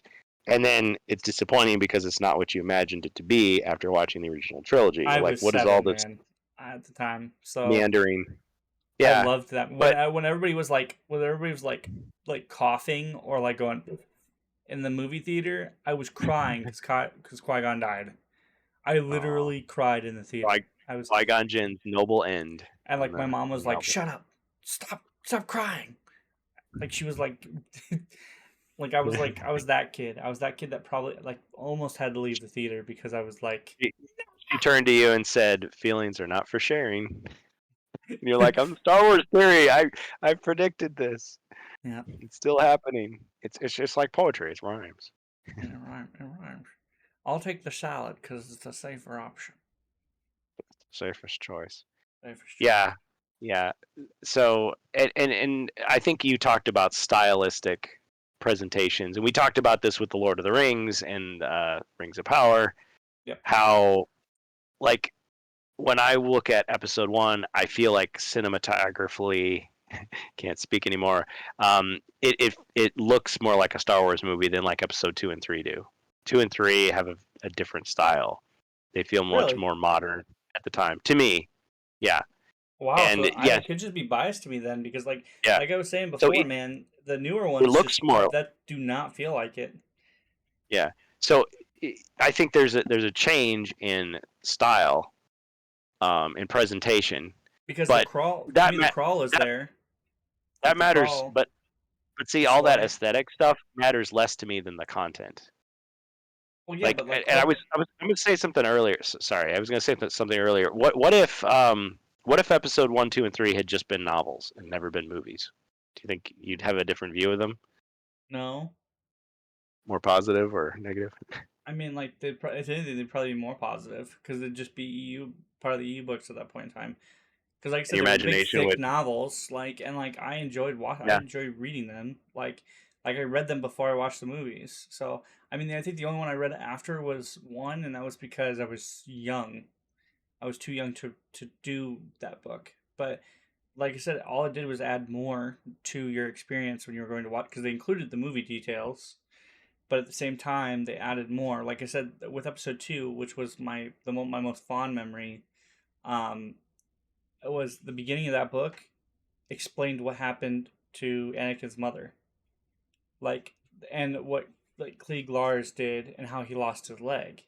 Like he explains it in the movie a little bit, but like the big thing is there's a whole chapter starting with Shmi like doing her chores in the morning, and then seeing the Tuscans coming into raid, and then Klieg grabbing his family and friends to go out and rescue them, and then losing people, and then him getting into that bike crash and losing his leg and having to get hauled back. Now it was simplified, but it put a point in your head that something's bad is going to happen. The next chapter Mhm. leads with Obi-Wan and Anakin heading to Coruscant to go meet up with Padme. It's like bam, just like that. And then like there is that description with like the decoy dying and stuff like that, but um they also kind of explain they dive into Anakin a little bit more in the episode 2 novel. They dive into the romance a little bit more. It's still ham-fisted, but it adds a little bit more flourish, you know. So uh like his dreams are more detailed in certain chapters, his loss, his like the reason he's so afraid of death, um stuff like that. And like in episode 3 it's the same thing. They really dive into the fact of why he's so afraid, and like he doesn't want to lose Padme because he lost his mom, and like he feels like if he can control that then they'll be happy, and then eventually he gets more power hungry, and um it's one of those things where like if I can control death then eventually I can just control everybody else. And it's you know it's one of those things. I'll thanks for joining us, Joe. Appreciate it. You have a good night. Thanks, man. Yeah. um Thanks, everybody, for but yeah, joining. just to kind of finish up because we probably should be wrapping up here in the next 10-12 minutes, but um I don't Sleepcast. yeah I don't think that they shouldn't have been movies, but like if they were just books and we I'm just had it saying, still now. what if they were not? Oh, They like shouldn't have been. no, it wouldn't have bothered me too much. I mean, I would probably be stuck with what if they could have been movies at this point in time if shit had still been carried on and Disney was trying to like rack us with stuff, Oh, then we would have gotten well, that's prequels as movies from them, and I would probably be yeah, like that's the other crapping in a point. can. Like it would be Yeah, bad. if they had been novels for like 20 years and then they made it into a movie, then you've got all those expectations of like, okay, are they going to screw this up? Well, that's not how it was portrayed. That doesn't look right. Like there Yeah. was I looked at the graphic novel of Heir to the Empire. I don't own it, so this is just a vague memory. But I remember looking at it, and it's like in the book they talk about how Thrawn has like this holographic like library or art gallery that he looks through, and he's like looking at the artifacts of each culture, like that he's going to war with to like try to understand their psychology. Mm-hmm. And in the comic, it just shows him sitting in a chair, and there's just like some green like vector graphics in front of him, and it's like, oh, I was picturing like a big holodeck that he was walking through. Like that would have been really cool, but then it's like that's my imagination versus what they portrayed in the comic. So yeah, once you put it on screen, so to speak, it's already an interpretation, and it may not live up to that. And I don't think that's not like the viewer's fault. It's the writer. Like you left that open, and then you picked the safest choice or the cheapest for your budget when you No, present it's it. just the fact that with graphic novels, they're telling the story based on how they see it, or how Yeah, they can well, get it approved anyway. and they're simplifying it too, because it's like if you just draw Thrawn in a room, it's like, okay, and then the next scene he's suddenly in a different room. Did he just leave the room? No, that was the holographic projection.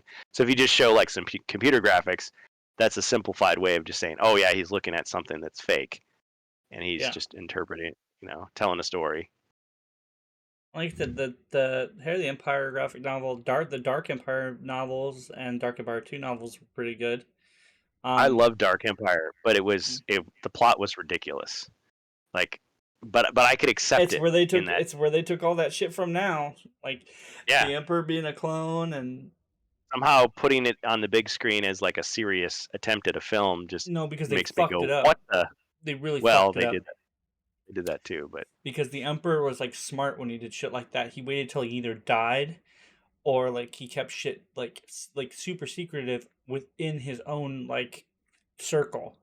Like he didn't like go to a Sith planet that never fucking existed, like and a a Death Star millennia that away, and you had to crashed like that didn't survive. yeah, Yeah, like raise like a super fleet of people that had to live there their whole entire you're fucking life. Like you're right.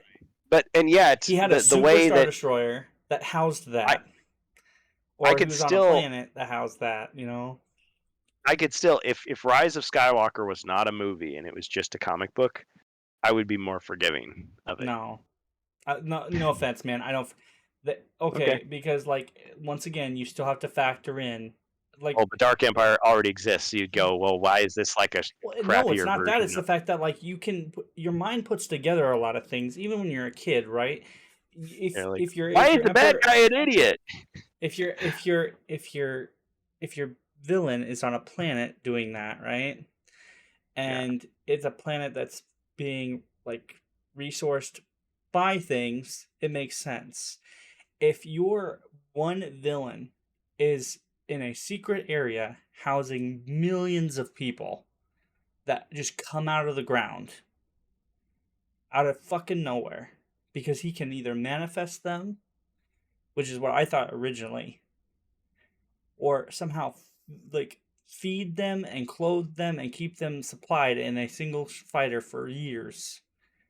Like, mm, like there's like an explanation that somebody gave me that I just didn't want to hear. It didn't make sense. They're trying to make sense of it. It doesn't matter to me because, like I said, there is a graphic novel that did it better to the point to where you didn't have to think about that because it made fucking sense. You know, and like yeah, it was a little bit weird because Luke played like what, double agent, but it was the first time he had to go to the dark side. He felt like he had to go to the dark side to defeat the bad guys, and then he had to get brought back. So And it also took place during the Rogue Squadron timeline. So, like, during the end of Rogue Squadron, you got to play the mission that was in the first Dark Empire novel, which was the World Devastators that were destroying Mon Calamari. So, which is a very iconic part, because that first, it was something other than a Death Star, which I think is amazing. The reason I don't know why they needed that. Without fighters. Yeah. Well, they're big machines that take resources instead of just destroying the planet. They suck the planet dry, and then they can pretty much manufacture machines and stuff on their own, if I remember right. Yeah, you're right. Yeah, they would just like chew up the planet and spit out like droid fighters. Yeah, but, and like and in a weird way, I guess Starkiller Base was kind of like that. It would suck up a star like a vacuum cleaner and then shoot it out as a beam to blow up planets. That's just stupid. It was stupid. It was the safe option. But like I said, you had like, once again, it's the Empire always has like these world destroying machines, but they've always been different. Now you have the Emperor who builds like a huge fleet of Star Destroyers that have planet killing weapons attached to them. Everybody's got a Death Star laser now. Who doesn't have one? Like, I'm expecting Disney now to have like a new bad guy come out that all he has to do is stand on the planet, point at it, and it blows up. Supernova of a star will be within his grasp if the valley is harnessed by his power. But anyway, because like I said, we're at the 5-minute mark. It's been a wonderful discussion. This has been a wonderful podcast. Yeah, for everybody who's still here, I appreciate you guys for interacting as much as you have. And I've been looking forward to this podcast, Kurgan, for the last couple weeks. It's been a rough week. It's been good to come and talk with you guys about Star Wars. It's been good to talk to you guys about HeroQuest. We had a couple more topics, I think, that I had lined up, but we can actually use those for next RantCast. So before I end it here, stop that, Jaden. I will. No, I've got my soundboard just for that reason. Just for that reason, we can pull up the soundboard. You're joking, right? No, he's not joking. If anybody's still in chat can tell me where this sounds from, they get bonus points. Can you tell me where that's from? Can you? Play it again. You get bonus points. It's like not the Wilhelm. Nope. But you gotta tell me where it's from. I've got messages. Yeah, I always forget the name of that other scream. There's the two screams. There's the Wilhelm, and then there's the other one. The yeah. Oh yeah, what is that from? Isn't that from? That's Dark Forces, isn't it? Yeah, when you fall off in Dark Forces, when you fall into a bottomless pit, it does that. But I forget what it's called. No, this is from Shadows of the Empire. It's the Stormtrooper falling sound. So when they get shot off a ledge or something, they go ah. Same thing with this. I keep these in my soundboard. I'd like the dash sound, but I have to find it. I have to pickpocket through my files and bring it onto my soundboard. So, but yeah. So with that, I want to thank everybody for sticking around with us. It's been a great podcast. So, before I end it, is there anything else we have on the docket, Kurgan? No, but Hasbro did make a lot of kids cry with Transformers the movie when Optimus Prime died. Spoilers. And now they're taking your money back with HeroQuest. Again. Indeed. We want your money. Give it to us now. Yep. All right. So with that, before we sound off, we'll RantCast. We'll RantCast it up. I am Josh, also known as TheStrangeBus. Once again, you can find me there at twitch.tv/TheStrangeBus. I'm currently playing Resident Evil 4 separate ways and be doing some spoopy games for Spooptober this year. So I'm also doing some Next Fest demos as well. So that'll be including things like, I believe, like some driving sims, and then there's a couple of scary games that popped up in Next Fest that we'll be doing. So if you're in the market, if you're free, you have some time to drop down, feel free to come down and say hi. Give some game recommendations. I have a Discord for that. I'm also joined by Kurgan, HeroQuest fans. You know how to get to him. That's twitch.tv/HeroQuest fans. And what are you doing this week? Yeah, okay, I do have to answer this. So the Wilhelm is the one scream that a lot of people know. You know, it's the Sony movies. The other one's called the Howie. The Howie long scream. Oh, That's yeah. the... Okay. Do you have anything planned for this week? Yeah, you know, I do have a couple things going on this weekend, now that you mention it, as I wake up again.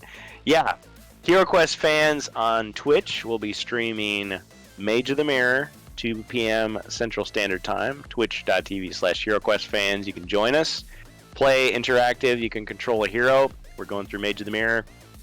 You can also use your channel points, gold coins in the Twitch chat to influence the quest. Saturday, oh yeah, and then Friday, we can just pretty much go as long as people want. Don't feel obligated to show up for the whole stream. I mean, if we go 4 hours, that's pretty typical. Saturday, we're doing our usual HeroQuest fans Twitch stream, 6 p.m. to 10 p.m. Central Standard Time, Rise of the Dread Moon. And then I got to wrap it up because I got to get up in the morning. But join us Friday or Saturday or both if you want to lurk. It's cool. That's what we do. Last weekend, I was camping, so I wasn't doing a show, but we're back. So feel free to join us. We had a great time last time. Yeah, that's what I'm doing. All right. With that, we'll bid you all good night. Yeah. So, great to join you on the RantCast, Josh there. Hey, I'm always glad to be here. So most likely we'll be here with you guys again next week. If everything pans out okay. If not, we'll just keep you updated on our Discord. So anyways, have a great night, everybody. Take care of yourselves and each other, and like I've said before, we'll see you guys next time. And yeah, have a great night, everybody. RantCast.